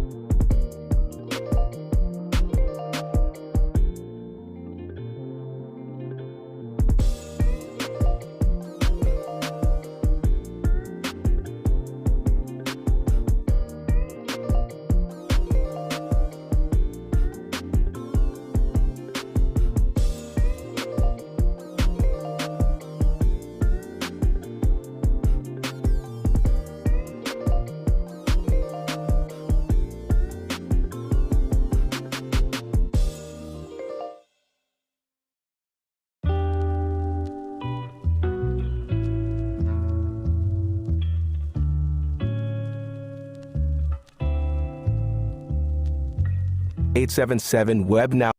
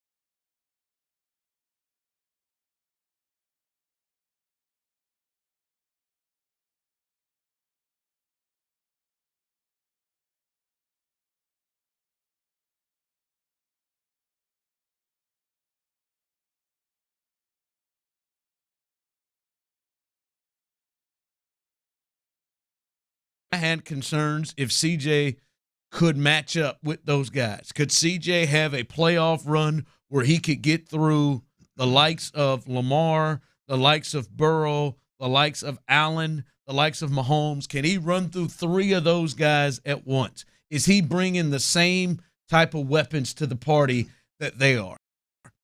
And yesterday we got to see it again, up close and personal, on the road in Cincinnati against Joe Burrow, who had been playing out of his mind, Clint, and it is clear a statement was made, I can play on the level of these guys. And I think that was something that I wondered and was concerned about before the season started. I think CJ in 9 games has proven, yep, I can play at this level, and I can compete at this level. Big day, a lot learned yesterday from that. All right, Clint, great job as always. What about Tyler? I just had to finish saying great job as always. Tyler, great job doing the show. Outside of that, asshat. And hey, to the people, great job as well. We appreciate you. Stay with us tomorrow on a Texans Ticket Tuesday. D'Amico Ryan's coming up behind us. I'm Ron Hughley, a man of his word. And as always, Houston, we love you, baby. The top-ranked show in the city. Thank you guys for bringing us a first-class sports show to the city. The CNCJ is short for Coleridge, but it could also stand for a few other things. The thing about